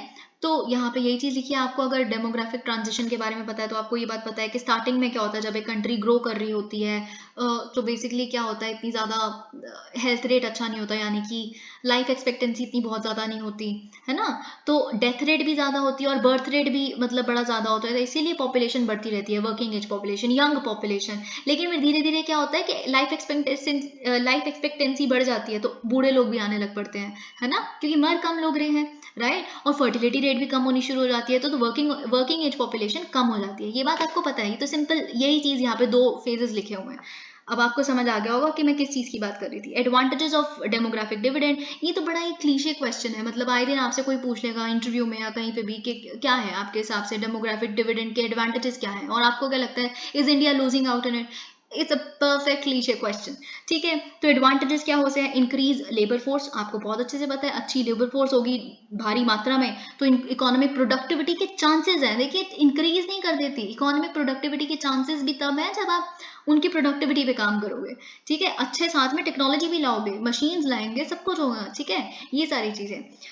तो हिस्टोरिकली अगर हम देखें, डेमोग्राफिक डिविडेंड ने कंट्रीब्यूट किया है up to 15% of the overall growth in the advanced economy. So अच्छा डेमोग्राफिक डिविडेंड, अच्छी इकोनॉमिक ग्रोथ. ठीक है, physical space increase afforded by the demographic dividend allows for reallocation of physical space increase. देखिए क्या होता है बेसिकली कि जब एक वर्किंग एज पॉपुलेशन होती है, यूथ पॉपुलेशन होती है ना, ठीक है, तो बेसिकली क्या होता है कि आपको बहुत ज़्यादा उन पे स्पेंड नहीं करना पड़ता. ठीक है, बहुत ज़्यादा उन पे स्पेंड नहीं करता, वो खुद सेल्फ सफिशिएंट होते हैं, खुद का पेट भी खुद पाल सकते हैं, कमा रहे हैं, सब कुछ कर रहे हैं. ठीक है, तो ये सारी चीज़ें, तो बेसिकली जो उन पे आप एलोकेट कर रहे हो या फिर जो बच्चों पे आप एलोकेट करते थे या बूढ़ों पे एलोकेट करते थे, उसको उस एलोकेटेड मनी को उठा के आप इंफ्रास्ट्रक्चर में कैपिटल इन्वेस्टमेंट कर सकते हो, जिससे फर्दर आपकी इकोनॉमिक ग्रोथ बढ़ेगी. ये सारी चीज़ें. ठीक है, फिर क्या करोगे आप, विमेन लेबर फोर्स इंक्रीज हो जाएगी. अगर लेबर पॉपुलेशन ही बढ़ रही है तो डेफिनेटली विमेन लेबर फोर्स भी इंक्रीज होगी, which can definitely be a new source of growth for you. ठीक है, ये चीज़. सेविंग्स रेट इंक्रीज होगा अगर वर्किंग एज पॉपुलेशन का. ऑब्वियसली ये लोग सेव भी काफ़ी करते हैं, क्योंकि जो वर्किंग एज होती है ना, उन्हें लगता है कि यही टाइम है, कमा लो साथ साथ में सेव भी कर लो ताकि रिटायर हो तब तक, तो उसके बाद तब हमारे पास सेविंग्स हो. तो it is good for saving rate also of the country. ये चीज़. ऑलराइट, ये सब कुछ आप देख सकते हैं कि कौन कौन से, अगर 4 आपसे इनिशिएटिव्स पूछ लिए 3-4 लिखने के लिए तो आप लिख सकते हैं. ठीक है, स्किल इंडिया मिशन लिखेंगे सबसे पहले, तो स्टार्टअप इंडिया लिखेंगे, राइट, जो इतना ज़्यादा कॉन्ड्यूसिव एनवायरनमेंट स्टार्टअप्स के लिए, इतने सारा स्टार्टअप वो मिलता है, क्रेडिट मिलता है. फिर हम मुद्रा मुद्रा जो लोन्स मिलते हैं छोटे छोटे स्मॉल एंटरप्राइजेस खोलने के लिए, जो विमेन को, which is huge, which is a beautiful step, है ना. मनरेगा आप देख सकते हैं, राइट, इसमें क्या होता है, विमेन सेंट्रिक अप्रोच, मतलब विमेन ही तो सबसे ज़्यादा यहाँ पे कंट्रीब्यूट करती है मनरेगा में, है ना, ये सारी चीज़ें. तो ये चीज़ भी आप लिख सकते हैं. फीमेल एम्प्लॉयमेंट के लिए और नेशनल यूथ पॉलिसी जो 2014 में लाई गई, जो एडुकेशन, एम्प्लॉयमेंट, स्किल डेवलपमेंट पे, एंटरप्रेन्योरशिप पे काम करती है. ये कुछ 3-4 पॉइंट आप इलाबोरेट करके लिख सकते हैं. there's nothing much to explain on that. Okay, although the demographic dividend is seen as a window of opportunity for accelerating economic growth, but this can't be automatic, as I just reiterated again and again. क्या way ahead होना चाहिए to reap the benefits of demographic dividend? आप invest करें human capital में, human को capital बनाएं, right, human पे invest करेंगे तो ह्यूमन कैपिटल बन जाएगी. ठीक है, ये चीज. अब देखिए एविडेंस क्या कहता है, एविडेंस ये कहता है कि average return rate for an additional year of schooling, अगर आप एक एडिशनल ईयर, एक इंसान है अगर 1 साल और पढ़ लेता है ना, वो तो अगर 1 साल और स्कूलिंग कंटिन्यू कर लेता है तो वो डेफिनेटली 10% इंक्रीज हो जाता है उसकी इनकम में पर इंडिविजुअल. तो क्यों नहीं उनकी स्कूलिंग पे काम किया जाए, क्यों नहीं फोर्स किया जाए, फोर्स इन द सेंस समझाया जाए, एक साल आप और यहाँ रुकेंगे, जैसे इंसेंटिव सरकार देती है, राइट? आपको बहुत पता है कि कैसे बच्चियों के लिए सरकार ऐसे करती है कि एक साल अगर माँ बाप और आप पढ़ाएंगे अपने स्कूल में तो आपको ये हम पैसे इनके अकाउंट में इनके खाते में जमा करवाएंगे एंड ऑल ऑफ दैट, ताकि अगर आप इनकी शादी के लिए एक साल और लेट कर देंगे, 18 साल तक अगर आपकी बच्ची स्कूल में रहेगी, तो ये सब कुछ ठीक है, इट इज़ गुड ओनली।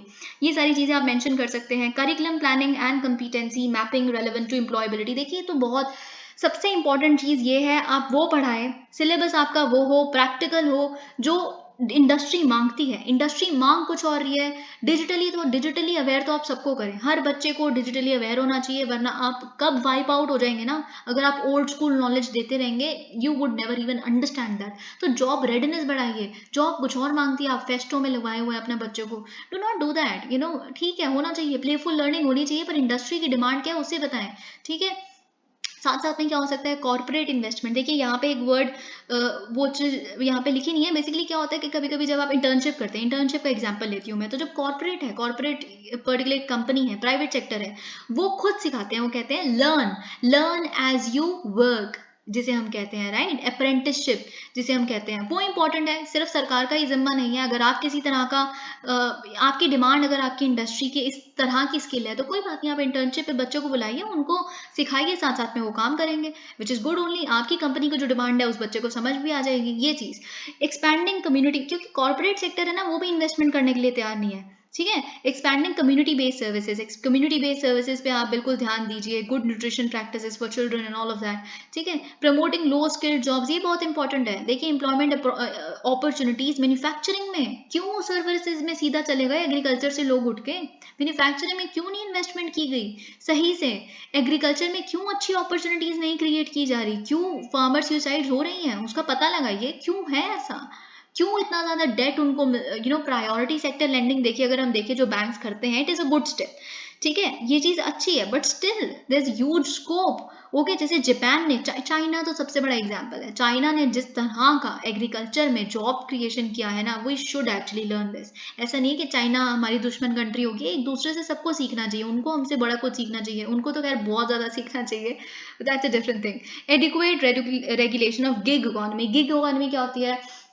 जितना भी कॉन्ट्रैक्ट बेस्ड वर्क होता है, कॉन्ट्रैक्ट बेस्ड वर्क या फ्रीलांस वर्क, ये देखिए गिग इकोनॉमी इतनी बड़ी अम्ब्रेला है कि इसके अंदर छोटे छोटे कामों से लेके बड़े बड़े पेमेंट वाले काम भी आते हैं। यानी कि अगर गिग इकोनॉमी देखेंगे तो स्विगी पेमेंट, जो डिलीवरी पीपल होते हैं, ये भी गिग इकोनॉमी में आते हैं, right. They are not the permanent employees of the particular company, they work on contractual basis. जब उनके टाइम होगा, टाइम भी वो खुद डिसाइड करते हैं कि वो सुबह डिलीवरी कर सकते हैं या शाम को या कैसे भी, ठीक है। तो ये चीज़, या फिर अगर आप देखें, अगर आप एक कंटेंट राइटर हैं तो एक पर्टिकुलर आपको मैगजीन में लिखना है, तो एक आपका बस उस मैगजीन के साथ इतना ही है, जब आप कंटेंट एक पर्टिकुलर आर्टिकल लिख देंगे खत्म, आपका उस एसोसिएशन इतना है, आपको एम्प्लॉय नहीं है। तो आप देखिए, जब इस तरह की इकोनॉमी जब आ गई है, आपको नीति आयोग ये कहती है कि as many as 90 million people to be absorbed by the gig economy in few years, तो आप देख सकते हैं कि इस इकोनॉमी को रेगुलेट करना बहुत ज़रूरी है, क्योंकि कहीं हरासमेंट ना होने लग पड़े वर्कफोर्स की। यहाँ पे उनको सोशल सिक्योरिटी यहाँ पे कुछ नहीं मिलती, कॉन्ट्रैक्ट वर्कर्स को कौन सोशल सिक्योरिटी देता है, ठीक है। इंश्योरेंस, मेडिक्लेम, जॉब सर्टेनिटी, इन सारी चीज़ों पे काम करें। जोग्राफिकली डिसेंट्रलाइज्ड ग्रोथ, देखिए बहुत इंपॉर्टेंट है, क्योंकि जो स्कूल हैं वो क्या होते हैं, they are centres of skill learning, है ना, or and startups as a foundation of future job creation. It is equally important to move beyond a handful of urban clusters and look at tier 2 and tier 2 cities and rural areas. Aspirational districts में आप देखिए decentralise करिए, ऐसा नहीं कि कुछ ही areas, Delhi है या मुंबई है, वहाँ के ही बच्चे हमेशा टॉप करेंगे, डीपीएस के बच्चे ही हमेशा AIR 1 बन रहे हैं हर 12th की क्लास में, ऐसा नहीं होना चाहिए ना। हर जगह है तो सारा भारत ही, हर जगह आप एडुकेशन पे काम करिए, जोग्राफिकली डिसेंट्रलाइज करिए एडुकेशन को, स्किलिंग को, ह्यूमन कैपिटल फॉर्मेशन को, ठीक है, ये चीज़। और right, enhance female labour force participation, आप जिस तरह का थोड़ा फ्लेक्सिबिलिटी दे सकते हैं टाइमिंग में, रात को अगर कोई नहीं कर सकती विमेन फोर्स काम, जो भी उनके ऊपर डुअल बर्डन ऑफ रिस्पॉन्सिबिलिटी है, तो कुछ उनको फ्लेक्सिबिलिटी दीजिए, किसी तरह का आप एक प्रॉपर विमेन वर्कफोर्स स्ट्रैटेजी लेके आइए, something like that. Related news, world population prospects 2022, United Nations department of economic and social affairs ने बेसिकली क्या रिलीज की थी, इस वर्ल्ड पॉपुलेशन पैक्ट्स 2022 रिपोर्ट को, जिसकी की फाइंडिंग्स ये कहती हैं कि ग्लोबल पॉपुलेशन 8 बिलियन पहुंच जाएगी इस साल, ठीक है। ऑल्दो ये काफ़ी स्लो रेट पे अब ग्रो कर रही है, 1950 से अगर हम कंपेयर करना शुरू करें तो ग्रोथ रेट कम है पॉपुलेशन की डेफिनेटली, क्योंकि 1% ही ग्रो कर रही है ऑलमोस्ट हर साल। लेकिन बेसिकली क्या है, अगर हम more than half increase in population, global population देखें जो 2050 तक होगी, more than half of the global population increase concentrated कहाँ होगी, 8 कंट्रियों में, और उस 8 में से भारत एक है, ठीक है। तो जो share of global population as 65 years और above to rise from 10% in 2022 to 16%, आप देख रहे हैं कि कैसे पूरे संसार का डेमोग्राफिक डिविडेंड कम हो रहा है, संसार अगर हम ग्लोबल लेवल पे देखें, ठीक है। तो क्योंकि एल्डरली पॉपुलेशन बढ़ रही है, तो कोविड पैंडेमिक के बाद आपको पता है लाइफ एक्सपेक्टेंसी एक्चुअली फेल, क्योंकि आप देख सकते हैं किस तरह की, अभी तो ऐसा है कि पैंडेमिक के बाद उस टाइम पे अगर किसी को कोविड हुआ है तो उसके रैमिफिकेशन, उसके कॉन्सिक्वेंसेज अब देख रहे हैं हम। ऐसा बहुत बार होता है किसी इंसान को पहले कभी हुआ तो हार्ट अटैक अब आ रहा है, मतलब it is something very scary. तो life expectancy definitely had fallen down, 71 years हो गई है। इंडिया स्पेसिफिक फाइंडिंग्स की अगर हम बात करें तो India is set to overtake China as the most populous country in 2023, ये बात आपको पता है। टॉप स्पॉट पे हम कब तक रहेंगे, 2100 यानी कि 2100, आप ऑलमोस्ट देख लीजिए कितने साल तक हम मोस्ट पॉपुलस कंट्री रहने वाले हैं। जो हमारा देखे डेफिनेटली हमारा थोड़ा सा शेयर तो ग्लोबल पॉपुलेशन में, वर्ल्ड पॉपुलेशन में थोड़ा कम हुआ है 2022 में मार्जिनली। अब global employment trends for youth 2020, इसको रिलीज किया है ILO ने, इंटरनेशनल लेबर ऑर्गेनाइजेशन। इसकी की फाइंडिंग्स देख लेते हैं। पैंडेमिक की बात करें तो हम, पैंडेमिक ने डेफिनेटली वर्सन किया है लेबर मार्केट चैलेंजेस को, पहले ही खराब थे लेबर मार्केट में, ऑलरेडी इतने चैलेंजेस थे और ज़्यादा बिगाड़ दिए इन चैलेंजेस को, स्पेशली उनके लिए जो 15 से 24 साल के लोग हैं, ठीक है। बहुत ही आप देखते हैं ओवर काम करवाया जा रहा है, राइट। और इंडिया में अगर हम बात करें 92% of children on average lost at least one foundational ability in language, definitely language में एक फाउंडेशनल एबिलिटी एक कम से कम 92% चिल्ड्रन ने लूज किया, 82% lost at least one foundational ability in mathematics, simple addition multiplication करवाया एक 8th क्लास के बच्चे से, तो 3rd क्लास के बच्चे के आप लेवल पे खड़े हैं इतने सारे बच्चे, क्यों क्यों सबसे पहले कोई भी पैंडेमिक आता है तो स्कूल बंद हो जाते हैं सबसे पहले, क्यों, मतलब बाकी घूम भी तो रहे हैं, मॉल खुले हैं, स्कूल बंद है, ironic, completely ironic, not I am not saying anything, मतलब ये एक पॉपुलिस्ट मेजर है, मैं समझती हूँ, पर कैसे, मतलब जिस हिसाब से बच्चों को पास किया है ना कोविड-19 में, उनके तो मजे हो गए, पर आई डाउट के क्या ही किस तरह से चीटिंग कर करके बच्चे पास हुए हैं। MG NREGA played an important role, definitely it did, क्योंकि आपको पता है कि कितने सारे जो लोग थे, जो माइग्रेंट्स थे, जो वापस अपने गांव चले गए, मेट्रोपॉलिटन सिटीज में जो काम किया करते थे, उनको यही तो उनको वो था कि वो जाएंगे तो मनरेगा में उनको काम मिल जाएगा, इसीलिए तो वो गए, एम्प्लॉयमेंट का उनका स्रोत ही वही था, पर्टिकुलरली विमेन। आपको पता है विमेन बहुत ही ज़्यादा कॉन्स्टिट्यूट करते हैं वर्कफोर्स MG नरेगा की। Carbon sequestration of the act focuses on natural resources. देखिए कार्बन सीक्वेस्ट्रेशन कैसे, जैसे कि अभी हमने रिसेंटली बहुत देखा था कि क्या हो रहा है कि मनरेगा अब किस तरह की वेज एम्प्लॉयमेंट जनरेट करेगा, जो प्रधानमंत्री कृषि सिंचाई योजना यानी कि ड्रिप इरीगेशन, डिग्रेडेड लैंड को दोबारा ओवरकम करना, इन सारी तरह की चीज़ों के लिए, तो ऑटोमेटिकली आप इन्वायरमेंट के लिए भी सपोर्ट कर रहे हैं, ये ILO ने रिकॉग्नाइज किया है, ठीक है। ऑरेंज इकोनॉमी क्या होती है, creative economy, architecture, visual and performing arts, puppetry, crafts, video games, all of that, it is one of the fastest growing sectors world wide, तो डेफिनेटली ये बहुत सारी एम्प्लॉयमेंट जनरेशन करेगा। और क्रिएटिव इकोनॉमी, मुझे सच में लगता है कि भारत में भी एक क्रिएटिव इकोनॉमी पैकेज, एक क्रिएटिव इकोनॉमी पॉलिसी आनी चाहिए, okay. Promotion and regulation of e-commerce, now this is something very important. यहाँ पे अब हम बड़ी सारी चीजें ऐसे देखेंगे जो आपको शायद थोड़ा सा ट्रबल कर सकती है, but I would try my level best कि आपको जितना इजीली मैं हो सके उतना इजीली चीजें समझा पाऊँ। कुछ बीच में थोड़ी सी एक स्टोरी सी समझानी पड़ेगी, इसका एक कॉन्सेप्ट समझाने के लिए मुझे आपको, so you will have to bear with me, okay. Alright, recently क्या हुआ है, parliamentary standing committee on commerce ने प्रेजेंट किया है अपनी रिपोर्ट को, जिस रिपोर्ट का नाम है promotion and regulation of e-commerce in India, ठीक है। अब हम थोड़ा सा यहाँ पे देख लेते हैं कि ये आपके लिए इंपॉर्टेंट है, इन्वेंट्री बेस्ड मॉडल क्या होता है और मार्केट स्पेस बेस्ड मॉडल क्या है, कुछ स्टेप्स भी हम देख लेते हैं भारत में जो लिए गए हैं। उससे पहले ई कॉमर्स क्या होता है, ई कॉमर्स मतलब जब आप इंटरनेट पे कोई चीज, कोई गुड्स या कोई सर्विसेज बाय करते हैं, सेल करते हैं, दैट इज कॉल्ड, अगर आप फ्लिपकार्ट पे एक ऑर्डर प्लेस कर रहे हैं, अमेजोन पे एक ऑर्डर प्लेस कर रहे हैं, that is an e-commerce platform. Commerce होना इंटरनेट पे, okay, online commerce is known as e-commerce. Okay, अगर हम बात करें ई कॉमर्स पेमेंट्स की, ये चीज है काफी important, I think you should just take note of it. E-commerce payments in India are forecasted to rise at a compound annual growth rate of 18.2% between 2021 to 2025. तो ये चीज आपको पता है कि जो ऑनलाइन ट्रांजैक्शंस इसके लिए होंगी, खरीदने के लिए, बेचने के लिए, ये आप देख सकते हैं, ठीक है, और 2030 तक और बढ़ने वाली है। और अगर हम FDI पॉलिसी की बात करें, ई कॉमर्स में 100% FDI अंडर ऑटोमेटिक रूट, जो मैंने आपको बताया है, permitted in market place model of e commerce, ठीक है।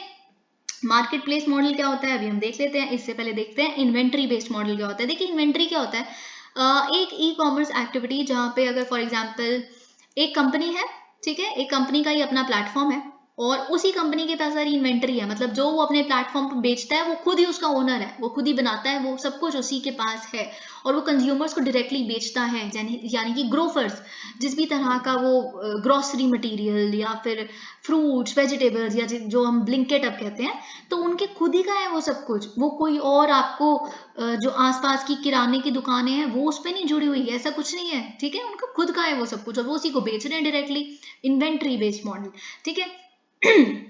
मार्केट प्लेस बेस्ड मॉडल, इसका मतलब क्या होता है, जो अमेजन है, जो फ्लिपकार्ट है, ठीक है, अमेजन और फ्लिपकार्ट पे क्या होता है कि आप बेसिकली सिर्फ और सिर्फ अपना IT प्लेटफॉर्म परफॉर्म करते हो, प्रोवाइड करते हो, एक फैसिलिटेटर की तरह एक्ट करते हो एक सेलर के बीच में और एक बायर के बीच में। बायर आप हैं, अगर आप शॉप कर रहे हैं, तो सेलर कोई भी हो सकता है, कोई एक दुकान है वो बस अमेजन से या फ्लिपकार्ट से जुड़ी हुई है और Amazon और फ्लिपकार्ट सिर्फ और सिर्फ एक मार्केट प्लेस प्रोवाइड कर रहा है। तो इस तरह के मॉडल के लिए 100% FDI अलाउड है। Automatic route, steps taken, steps देख लेते हैं हम। Consumer protection e commerce rules 2020, जो मिनिस्ट्री ऑफ कंज्यूमर अफेयर्स है उसने डायरेक्ट किया हुआ है ई कॉमर्स कंपनीज को कि आप क्या करेंगे, अगर आप बेसिकली अपने किसी प्लेटफॉर्म पे ऑनलाइन शॉपिंग अगर अनेबल करते हैं, जस्ट टेक एन एग्जांपल, तो आपको दिखाना है, डिस्प्ले करना है कि उस पर्टिकुलर प्रोडक्ट का कंट्री ऑफ ओरिजिन क्या है, ठीक है, जो भी आप वो प्रोडक्ट लिस्टेड है उसमें क्या उसका ओरिजिन क्या है, अमेरिका का है, मेड इन इंडिया है, चाइना है, जो भी है, ठीक है, जिससे लोगों को पता चले। और क्या है, in addition the companies will also have to reveal parameters that go behind determining product listings on their platform. Product listing मतलब अगर आपने किसी बंदे ने सर्च किया वॉच, डिजिटल वॉच, तो डिजिटल वॉच में आप सबसे पहले चाइना ले आते हो उठा के, इंडिया का है ही नहीं है कोई, तो आप मतलब फिर स्टेट करो कि आपका क्राइटेरिया क्या है, आप प्रोडक्ट लिस्ट कैसे करते हो अपने प्लेटफॉर्म में, वो you have to reveal that officially.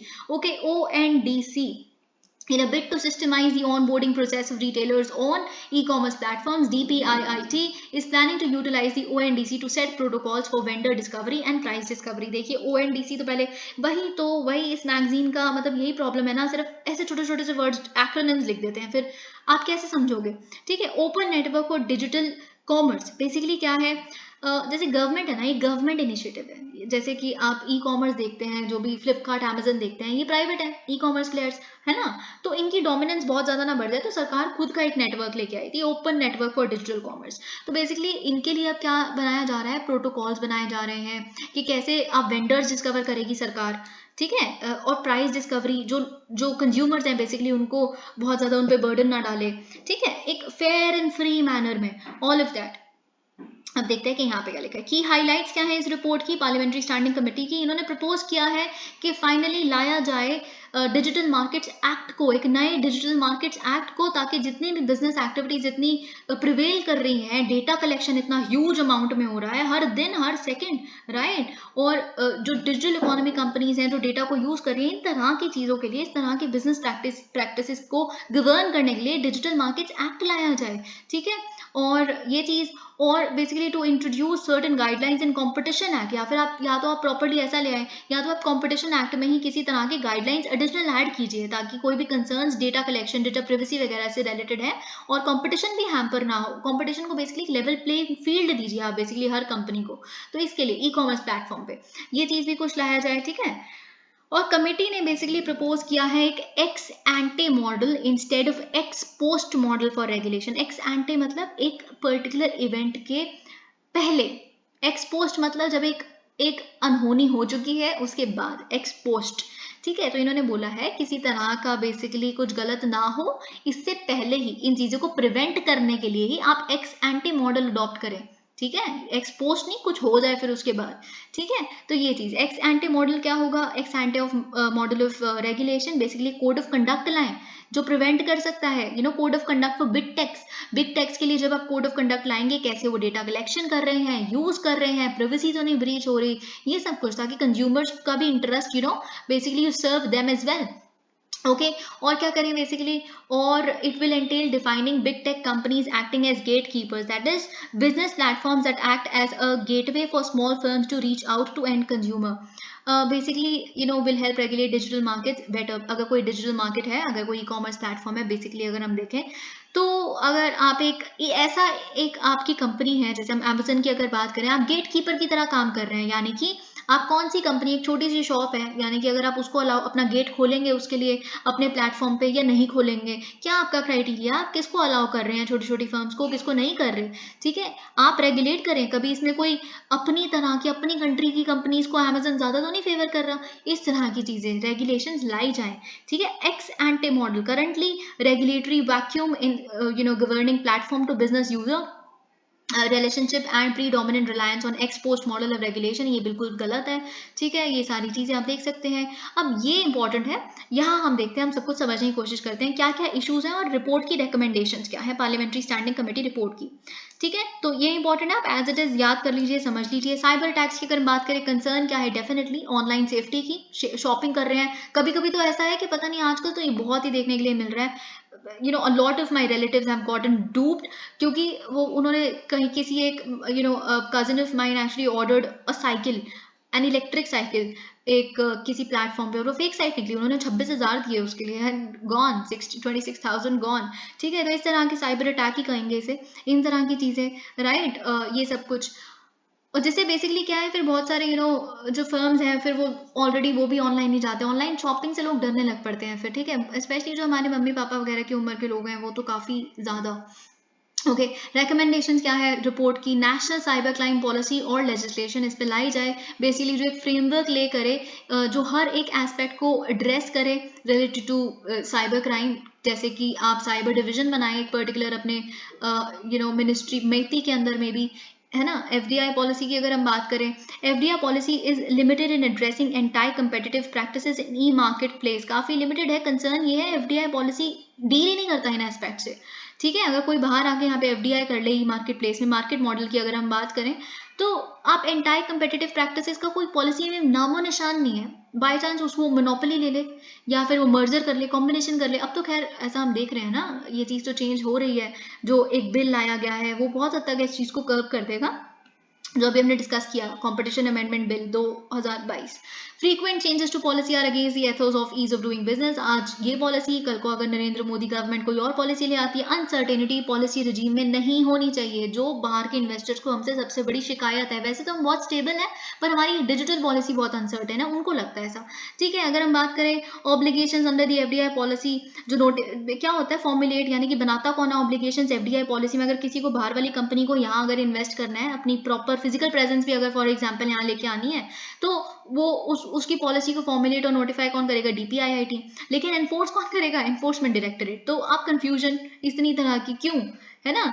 ये चीज तो डुप्लीकेशन नहीं होनी चाहिए, यही तो हमारा सबसे बड़ी खामी है, हमारे में डुप्लीकेशन, रेड टेपिज्म, बहुत सारी अथॉरिटीज को डॉक्यूमेंट सबमिट करना, ये बहुत ही ज्यादा गलत है। स्टेबल एफडीआई पॉलिसी रिजीम होना चाहिए, ई कॉमर्स सेक्टर में सर्टेनिटी आए, बूस्ट करें आप कॉन्फिडेंस को, क्योंकि अगर इन्वेस्टर को पता है कि यहाँ पे कितना टैक्स लगता है, इस तरह से हमें जाना है, ये सिंपल पाथ है, इसको फॉलो करना है, इस अथॉरिटी को जाके हमें बता देना है, तो फिर मतलब एफडीआई रूल्स अगर इस तरह के होंगे, ईजी होंगे, कंप्लायंट होंगे, तो इट वुड बी गुड, ठीक है। सर्टेनिटी लाइए, लैक ऑफ डेटा, देखिए critical data regarding e-commerce such as share of e-commerce market in GDP, कैसे ई कॉमर्स प्लेटफॉर्म हमारे जीडीपी में कितना कंट्रीब्यूशन करता है, कितनी एम्प्लॉयमेंट जनरेशन किया आज तक अमेजन फ्लिपकार्ट वगैरह ने, कुछ प्रॉपर डेटा ही नहीं है ऑथेंटिक इस पे, ठीक है, मेंटेन ही नहीं किया गया गवर्नमेंट द्वारा। ई कॉमर्स सेक्टर इवॉल्व कैसे कर रहा है, अगर ये क्वेश्चन आ जाए आप क्या लिखोगे, कोई डेटा भी तो हो इस पे, फाइनल फूल एंड फाइनल सरकार द्वारा। E commerce companies are not registered with DPIIT, register ही नहीं करते आप ई कॉमर्स कंपनीज को, ठीक है। तो ये चीज इन्होंने अगर रिपोर्ट की रिकमेंडेशन बने, DPIIT should direct it's resources towards maintaining appropriate data, पहली बात तो आप डेटा मेंटेन करें, आप हर एक ई कॉमर्स कंपनी के लिए मैंडेटरी कर दें कि वो रजिस्टर करे DPIIT के साथ, ठीक है। और ये जो प्रोसेस ऑफ रजिस्ट्रेशन है सिंपल होना चाहिए, ईज ऑफ डूइंग बिजनेस को दिमाग में रखे, ठीक है। अब्यूज ऑफ डोमिनेंट पोजीशन, यहाँ पे क्या लिखा है बेसिकली, देखिए बहुत बारी क्या होता है, delay in undertaking necessary amendments to regulatory framework में lead to irreversible effect on competition, यानी कि जब आप डिले कर देते हैं in undertaking necessary amendments to regulatory framework, it में लीड टू इरिवर्सिबल इफेक्ट, यानी कि देखिए अगर कोई आपको लग रहा है कि किसी किसी कंपनी ने किसी पर्टिकुलर सेक्टर में आप एक डोमिनेंट इन्फ्लुएंस देख रहे हैं, मैनिपुलेशन देख रहे हैं, एंटी कम्पिटिटिव एक्टिविटीज देख रहे हैं, फिर आप इतना डिले कर देते हैं, जी अभी हम थोड़ा और फाइनल रिपोर्ट पे पहुंचेंगे, देखते हैं, इन्वेस्टिगेट करते हैं, रेड डालेंगे, कितना डिले कर दोगे तो जो हार्म हो चुका है उसकी इतनी पहले इतने सालों की डोमिनेंट पोजीशन से वो तो इरिवर्सिबल हो गया, वो तो इफेक्ट हो चुका है उस पर, तो इतना डिले मत करें, ये कंसर्न है। तो इसलिए आपको पता है ये एक्ट आ रहा है, नया बिल आ रहा है, it is good in that aspect, it should actually get passed. CCI should take forward the recommendations of यही जो हमने कमेटी की बात करी CLRC की, alright. Gaps in regulatory regime, अगर हम बात करें lack of coordination between different ministries or departments concerned with e-commerce has resulted, देखिए कॉपरेशन नहीं है डिपार्टमेंट्स के बीच में, मिनिस्ट्रीज के बीच में, ठीक है, बहुत सारे तो डिपार्टमेंट है, इनको बताना है फिर इनको बताना है, ये चीज़ आपको याद है। अगर यूके की अभी जो कॉन्फ्रेंस हुई है, यूके फर्म जो इंडिया में काम कर रही है, उन्होंने भी तो यही बोला कि ये चीज़ आप प्लीज़ इस पर काम करें, तो ये चीज़ ठीक है, एनफोर्समेंट गैप्स आ जाएंगे वरना। ऑलराइट, जो डिजिटल मार्केट डिवीजन है CCI के अंदर, it should be created as an expert division, specifically इनका क्या टास्क होना चाहिए डिजिटल मार्केट डिवीजन का, कि आप रेगुलेट करें डिजिटल मार्केट्स को प्रॉपरली, पार्टिसिपेशन के साथ, जितने भी एग्जिस्टिंग रेगुलेटर्स है concerned with e-commerce such as DPIIT, इनके सहयोग के साथ, जिनका काफ़ी एक्सपीरियंस है इस कैसे डील करते हैं, क्या इस तरह दिक्कतें आई हैं, क्या बेसिकली किस तरह का आप देख सकते हैं कॉन्ड्रम्स क्या क्या है, ये सब कुछ आप आपस में कोऑर्डिनेट करेंगे और इससे डील करें। Intellectual property rights infringement, very important, counterfeit products इतने खुले आम ई कॉमर्स प्लेटफॉर्म पे, यार ये तो समझ आता है कि मतलब दिल्ली में कुछ मार्केट्स ऐसी हैं जिन्हें हम अंडरग्राउंड मार्केट्स कहते हैं, जैसे पालिका बाजार वगैरह, जहाँ पे counterfeit first copy second copy हर एक ब्रांड की आपको मिल जाएगी। ई कॉमर्स जो मतलब उनका सबसे बड़ा यूके फर्म्स का भी यही था, जो अभी कॉन्फ्रेंस में उन्होंने बोला कि ऐसे कैसे हो सकता है, ऐसे तो आप हमारा राइट ले रहे हो, हमारी इनोवेशन हमारे दिमाग में, अगर हमारे यहाँ के किसी इंसान ने कोई प्रोडक्ट इनोवेशन के साथ बनाया तो उसकी तो कोई वैल्यू ही नहीं है आपकी कंट्री में, मतलब वो तो खरीदेगा ही नहीं कोई, क्योंकि कॉपियां बिक रही हैं बाहर। तो ये चीज़, तो इसलिए कुछ ड्यू डिलिजेंस मेजर्स आने चाहिए जो सेलर्स और प्लेटफॉर्म्स पे आप लगाइए, IPR को इन्फ्रिंज ना किया जा सके। डिफरेंशियल IPR को तो स्ट्रॉन्ग करना चाहिए, इसमें तो कोई पॉलिसी आनी चाहिए स्ट्रॉन्ग, ऐसा नहीं कि छोटा मोटा कोई स्टेप लिया जाए। Differential treatment of offline and online sellers, ये भी बहुत इंपॉर्टेंट है। अगर हम GST की बात करें तो उसमें जो ऑफलाइन सेलर्स हैं जिनका टर्नओवर होता है less than ₹40 lakh for goods and less than ₹20 lakh for services, उनको GST से एग्जेम्प्ट कर दिया जाता है, GST के लिए रजिस्टर नहीं करना होता। अगर हम ऑनलाइन सेलर्स की बात करें, आपका कुछ भी साइज है, 40 लाख, 6 लाख, 10 लाख, 8 लाख, कोई फर्क नहीं पड़ता, आपको मैंडेटरली, अगर आपको Amazon पे अपनी किसी छोटी सी भी कंपनी है, अगर आपको कोई गुड्स और सर्विसेज उसमें बेचनी है, जी आप बिल्कुल रजिस्टर करवाइए और टैक्स पे करिए। तो इनका देखिए क्या सजेशन है बेसिकली इस पार्लियामेंट्री स्टैंडिंग कमेटी की रिपोर्ट का, इन्होंने कहा है कि आप एग्जेम्प्ट करिए, जो एग्जेम्पशन आप ऑफलाइन सेलर्स को देते हैं with regard to GST registration, उसको एक्सटेंड करिए ऑनलाइन सेलर्स के लिए भी, ठीक है। सेम थ्रेशोल्ड जो यहाँ पे 40 लाख वाला, यहाँ पे 20 लाख वाला, ठीक है। GST composition scheme should be extended to online sellers subject to turnover threshold of ₹1.5 crore. अब देखिए, अगर तो आप नहीं जानते तो आपको ये चीज़ समझ नहीं आएगी। तो आपको ये बात अगर पता है GST कॉम्पोजिशन रिजीम क्या होती है, बेसिकली आपको ये चीज़ पता होगी कि GST में ना, जब निर्मला सीतारमण जी कहती हैं कि हर किसी को GST के जो अलग अलग स्लैब्स हैं अलग अलग गुड्स के लिए, वो अगर नहीं भरने तो आप GST का यूनिफॉर्म टैक्स भर सकते हो हर गुड पे, हर सर्विस पे। आपकी अगर कंपनी बड़े सारे गुड्स बेचती है तो आप एक जैसे कुछ अगर हम मैन्युफैक्चर्ड गुड्स की बात करें तो उस पर शायद 1% ही भरना है हर तरह के गुड पे। अगर आप कॉम्पोजिशन स्कीम के तहत खुद को रजिस्टर करवा लेते हो, तो अगर आपका ऑप्शन कॉम्पोजिशन स्कीम है, तो अगर आपके ये किन के लिए होता है बेसिकली, जिसका थ्रेशोल्ड यानी कि जो ₹1.5 करोड़ से टर्नओवर जिन कंपनियों का कम होता है ना, वो GST कॉम्पोजिशन स्कीम के लिए खुद को रजिस्टर करवा सकते हैं, अप्लाई कर सकते हैं। तो उनके लिए उनके हर प्रोडक्ट पे बेसिकली एक यूनिफॉर्म टैक्स लगेगा। तो ये यूनिफॉर्म टैक्स वाला जो चीज़ है बेसिकली ऑनलाइन सेलर्स के लिए भी अवेल करवा देनी चाहिए। Competition issues in e-commerce entities, anti competitive practices in e-commerce marketplace include lack of platform neutrality. बिल्कुल, ये सबसे बड़ी चीज है, प्लेटफॉर्म न्यूट्रल नहीं है, ई कॉमर्स प्लेटफॉर्म न्यूट्रल नहीं है। यानी कि कुछ जो सेलर्स हैं जो उनकी बेसिकली कंट्री के हो सकते हैं या शायद बड़ी कंपनीज हो सकती हैं, उनको उन सिलेक्टेड सेलर्स को ज्यादा फेवर किया जाता है प्लेटफॉर्म द्वारा, सबसे ज्यादा लिस्ट ऊपर कर देंगे उनको, ठीक है। और डीप डिस्काउंटिंग, अब ये चीज है कि आपको कुछ समझ नहीं आएगा, मैं आपको बताती हूँ क्या होता है कि यहाँ पे क्यों बेसिकली यहाँ पे एक चीज थी, यहाँ पे पता नहीं मेंशन क्यों नहीं की, या मैंने नहीं, देखते हैं शायद आगे होगी। ओके, यहाँ पे इन्होंने बोला डीप डिस्काउंटिंग। मैं बताती हूँ ये कहानी है क्या। एक्चुअली ऐसा हुआ था कि अमेजोन पे ये चीज सामने आई कि जो भारत के छोटे छोटे बिल्कुल जो स्मॉल और मार्जिनल और मीडियम एंटरप्राइजेस वाले जो लोग होते हैं, जो बिल्कुल ऑलमोस्ट छोटे छोटे जो काम होते हैं जिनके, अगर वो ई कॉमर्स प्लेटफॉर्म से अमेजोन से फॉर एग्जांपल जुड़ जाते हैं, तो अमेजन आपको पता है Diwali sale, bumper sale, Dussehra sale, इस तरह की सेलें लेके आता रहता है। तो जो ऐसे छोटे छोटे से हैं कंपनीज जिन्होंने अपने प्रोडक्ट्स लिस्ट किए हुए हैं अमेजोन पे, उन पे डीप डिस्काउंट दे देते हैं, कह देते हैं 90% डिस्काउंट। अब 90% डिस्काउंट अगर ऐसे छोटे छोटे बिजनेसमैन दे देंगे तो उनको क्या मिलेगा, प्रॉफिट तो क्या, उनको तो लगता है जो उनकी कॉस्ट ऑफ प्रोडक्शन भी नहीं निकलेगी और वो लॉस में आ जाएंगे। और इसलिए बहुत सारे लोग बहुत सारे डेट में आ गए, बहुत सारे लोगों को इकोनॉमिक उससे डर लगने लगा, ऑनलाइन अपनी सर्विसेज बेचने से, गुड्स बेचने से बिजनेसेस ने बैकआउट कर दिया। क्योंकि क्या कर रहा था ई कॉमर्स प्लेटफॉर्म जो है अमेजोन है, वो डिस्क्रिमिनेट कर रहा था, वो अपनी कंट्रीज वालों को डिस्काउंट पे नहीं भेजता था, इनको भेज देता था, ठीक है। ये चीज बिल्कुल गलत थी। तो सरकार ने इसके अगेंस्ट बहुत सारे रूल्स निकाले, ई कॉमर्स रूल्स जो 2020 में आए। Non transparent search rankings and misuse of data, search rankings में इनकी सिलेक्टेड सेलर्स का ऊपर आ जाना, ठीक है, डेटा का मिसयूज करना। Market commerce entities, market place commerce entities should be prohibited from licensing their brand to third party sellers on the platform. Alright, government should formulate a clear policy regulating the collection of data on the platform, its use and sharing of such data with third parties. Alright, now comes digital tax. Digital tax recently क्या हुआ है, भारत और बहुत सारी developing countries ने जो G24 grouping को belong करती है, उन्होंने ऑब्जेक्ट किया है, रेजिस्ट किया है, किसके खिलाफ, एक प्रपोजल के खिलाफ which actually talks about making sovereign commitments to not introduce any future digital services tax like equalization. हाँ जी, इसकी बात कर रही थी मैं, like equalization levy, potentially delaying implementation of the. अब देखिए, एक डिजिटल टैक्स बेसिकली क्या है, एक प्रपोजल आया है बड़ी बड़ी कंट्रीज द्वारा, उनका ये कहना है कि अब जो डिजिटल टैक्स आ जाएगा ना, ठीक है, उसको आप साइन कर लो, उस डील को, ग्लोबल टैक्स डील को, फिर इसके बाद कोई भी कंट्री किसी भी तरह का फ्यूचर में डिजिटल सर्विसेज टैक्स नहीं लेके आ सकती, जैसे equalisation levy and all of that. अब एक ग्रुप है G24, don't worry I will explain everything, okay.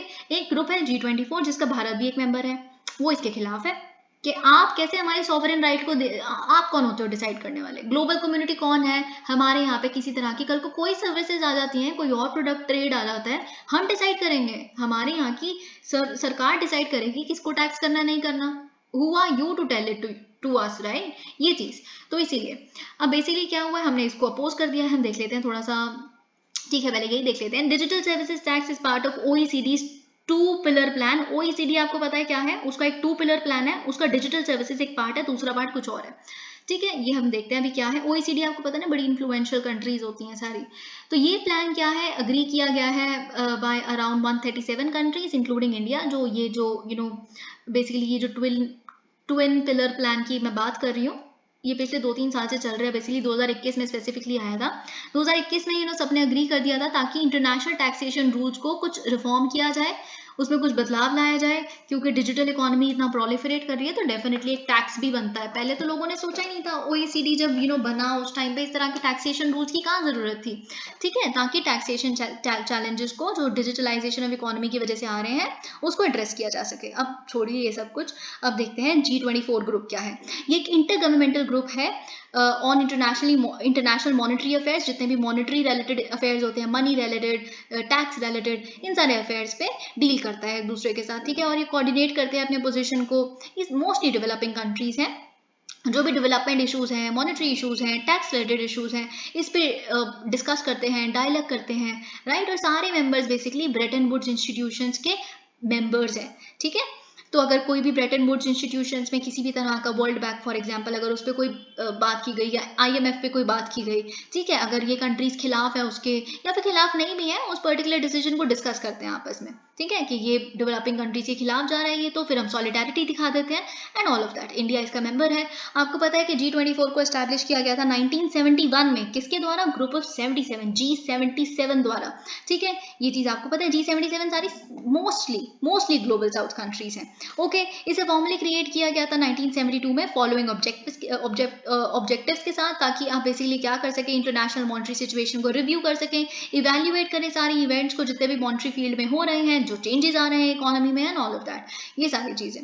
As well as any decisions which might be taken by a single country or a group of countries within the framework of IMF। IMF के भीतर ही या फिर वैसे भी कोई एक particular country भी किसी तरह का मॉनेटरी डिसीजन लेती है या फिर एक ग्रुप ऑफ कंट्रीज कोई मॉनेटरी डिसीजन लेती है तो उसको डिस्कस करने के लिए।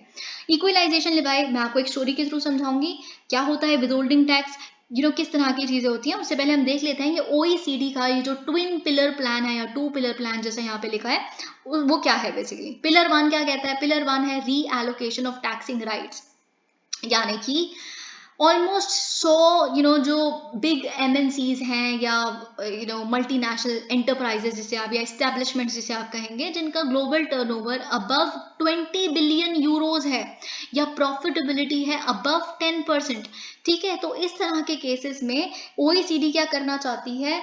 रीएलोकेट करना चाहती है a little part of their profits to places where they sell products or provide services। यानी कि क्या पता ये जो मल्टीनेशनल कंपनी है उसका जो हेडक्वार्टर है वो USA में हो, लेकिन उनका मैक्सिमम जो टारगेट ऑडियंस है उनकी वो भारत है। तो कुछ प्रॉफिट का जो पार्ट है, कुछ रीएलोकेशन हमारी कंट्री में भी होना चाहिए, क्योंकि आप बेसिकली मार्केट तो हम है ना आपकी, हम डिमांड क्रिएट होने दे रहे हैं तो आपको राइट मिल रहा है यहाँ पे बेचने का। ओके, पिलर 2 क्या है? पिलर 2 है global anti base erosion mechanism. Okay, अब आपको बेस इरोजन, ठीक है, हम देखते हैं क्या है यहाँ पे।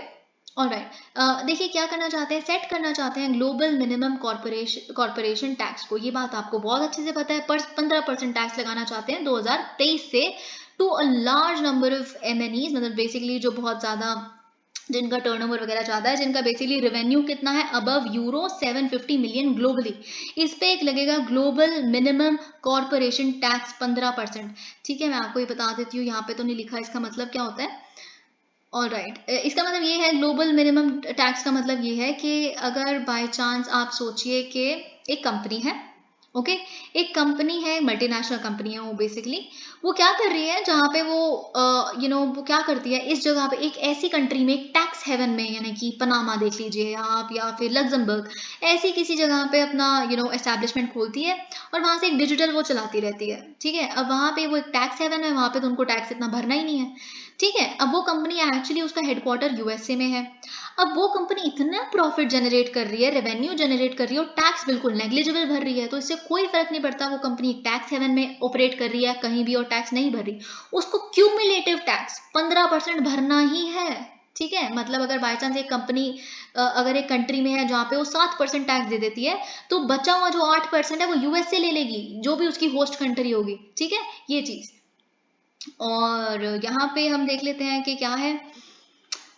Alright, this where were I just sort of forgotten क्या पहले लिखा, हाँ, BEPS, base erosion and profit sharing. देखिए आपको पता है कभी कभी क्या होता है, जो OECD है ना उसका बेसिक एम है बेस इरोजन और प्रॉफिट शेयरिंग को प्रिवेंट करना। बेस इरोजन और प्रॉफिट शेयरिंग क्या होता है, अब आप देखिए टाटा है, ठीक है, टाटा की एक स्टील कंपनी भी है, टाटा की कोई और सॉफ्टवेयर कंपनी भी है, CS बेसिकली कंप्यूटर सॉफ्टवेयर वगैरह जो कंपनी है उनकी, ठीक है। तो अब टाटा क्या करती है, टाटा का एक कंपनी यहाँ पे है इंडिया में और एक कंपनी है लग्जमबर्ग में, और लग्जमबर्ग एक टैक्स हेवन है। मैं एग्जांपल ले रही हूँ, ऐसा होता नहीं है। और टाटा क्या करेगी, क्योंकि टाटा की ही दोनों कंपनी है, तो टाटा को पता है कि इतने पर्टिकुलर अगर मेरा यहाँ पे रेवेन्यू जनरेट हुआ, भारत मेरे से इतना टैक्स लेगी तो प्रॉफिट पे, ठीक है। तो टाटा क्या करेगी, कुछ कुछ अपना प्रॉफिट क्या करेगी, बेसिकली शेयर कर देती है ताकि वो टैक्स का इवेजन कर सके यहाँ से, ठीक है। उतना टैक्स का वैक्यूम क्रिएट हो गया जो सरकार के पास आ सकता था, भारत सरकार के पास, अब वो नहीं आएगा क्योंकि टाटा ने अपने प्रॉफिट्स किसको भेज दी, अपनी ही एक एसोसिएटेड उसको। बेसिकली टाटा क्या करेगा, आप सोचिए टाटा कहेगा कि देखिए मैंने तो खरीदा है उस कंपनी से, अपनी दूसरी कंपनी से मैंने ये सिस्टम लिया और अपना उसको पेमेंट की है। एक्चुअली खरीदते खरीदते कुछ भी नहीं है, वो बस अपना पैसा भेज देते हैं वहां पे, क्योंकि वहां पे कोई टैक्स नहीं भरना, ये चीज। ठीक है। तो about digital tax in India, digital tax आपको पता है क्या होता है? It is a tax levied on digital goods services और डिजिटल बिजनेस एक्टिविटीज, एक फॉर्म ऑफ डायरेक्ट टैक्स है। डायरेक्ट टैक्स जो डिजिटल गुड्स हैं सर्विसेज हैं उस पर अवेल किया जाएगा, उसे डायरेक्ट टैक्स कहते हैं। कई लोग कहते हैं इनडायरेक्ट टैक्स होगा, ये नहीं, it is a direct tax. जितना बेसिकली अमाउंट ऑफ गुड है उस पर टैक्स लगेगा। ठीक है, amount of good in sense value of good, जो अमाउंट हो जाता है, नंबर हो जाता है, फिर तो वो अलग चीज हो जाती है। In 2016, India was one of the first countries to introduce a 6% equalization levy, digital tax on non-resident digital companies, Google, Facebook, that was restricted to blah blah blah blah। बहुत कुछ लिखा है यहाँ पे जो आपको कुछ समझ नहीं आएगा, इसीलिए मैं आपको छोटी सी स्टोरी समझाना चाहती हूँ कि 6% इक्वलाइजेशन लिवाई हमने एक फिनेंस एक्ट लेके आए थे 2016 में, फिर एक फिनेंस एक्ट लेके आए हैं हम 2020 में, जो इक्वलाइजेशन लिवाई 2.0 जिसे हम कह रहे हैं। बेसिकली हम क्या करना चाहते हैं, ये इंक्लूड करता है, आप अभी थोड़ा सा स्टैटिक देख लीजिए, फिर मैं स्टोरी सुनाती हूँ एक। जो बेसिकली क्या करता है, 2% टैक्स अब किस पे लगेगा, डिजिटल सर्विसेज टैक्स या फिर इक्वलाइजेशन लिवाई किस पे, जो ट्रेडर सर्विसेज और foreign e commerce company such as Amazon, Walmart, जिनका टर्नओवर 2 करोड़ या 2 करोड़ से ज्यादा है। अब ठीक है, ये सब कुछ छोड़िए, इक्वलाइजेशन लिवाई क्या होता है हम ये देख लेते हैं, और क्या होता है इस तरह के लिवाई का मतलब हमने क्यों लगाया है। देखिए, क्योंकि डिजिटल इकोनॉमी जो भारत में ग्रो कर रही है, बहुत ही रैपिडली ग्रो कर रही है। ठीक है, ऑलमोस्ट 10% हर साल डिजिटल इकोनॉमी हमारी यहाँ की बढ़ रही है। ओके, तो डेफिनेटली ये उससे भी ज्यादा है जिससे हमारी पूरी ग्लोबल इकोनॉमी ग्रो कर रही है। 10% थोड़ा ना है हमारी ग्रोथ, कितनी है हमारी ग्रोथ, कुछ भी नहीं है इसके सामने।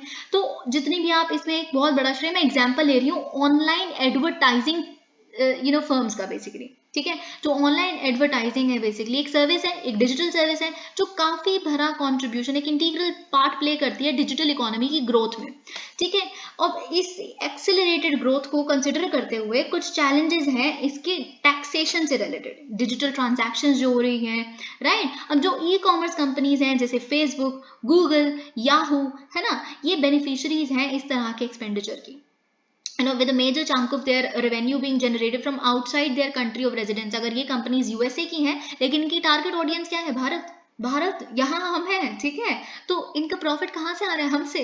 लेकिन ये क्या कहते हैं, हम क्यों टैक्स भरें, हम तो फिजिकली प्रेजेंट ही नहीं है वहां पे, हमारा तो कोई फिजिकल एस्टैब्लिशमेंट भी नहीं हमने भारत में की हुई, हमारे को क्या लेने देना है इससे। तो लेकिन सरकार बीइंग सरकार, it can not actually let this happen. तो इन सारी कंपनीज को बेसिकली टैक्स भरना पड़ेगा, क्योंकि इनका प्रॉफिट आ कहाँ से रहा है, हमसे आ रहा है, राइट। तो ये चीज, ओके। तो ये लोग बेसिकली क्या कर रहे थे, इस तरह से बहुत सारे टैक्सेस को एस्केप कर रहे थे, कुछ सालों तक फेसबुक वगैरह इन तरह के टैक्सेस को इवेट करते रहे। फिर आया इक्वलाइजेशन लिवाई का कॉन्सेप्ट, जो हमने अभी ओईसीडी का ये जो ट्विन पिलर प्लान देखा ना, उसमें भी हमने एक चीज देखी थी, राइट, जिसका मैंने जो पहला प्लान डिस्कस किया था उसमें मैंने यही तो बताया था कि इस तरह का उस कंट्री को जहाँ पे टारगेट ऑडियंस है, चाहे फिजिकल प्रेजेंस हो ना हो, इसलिए उनको भी कुछ शेयर जाएगा प्रॉफिट का।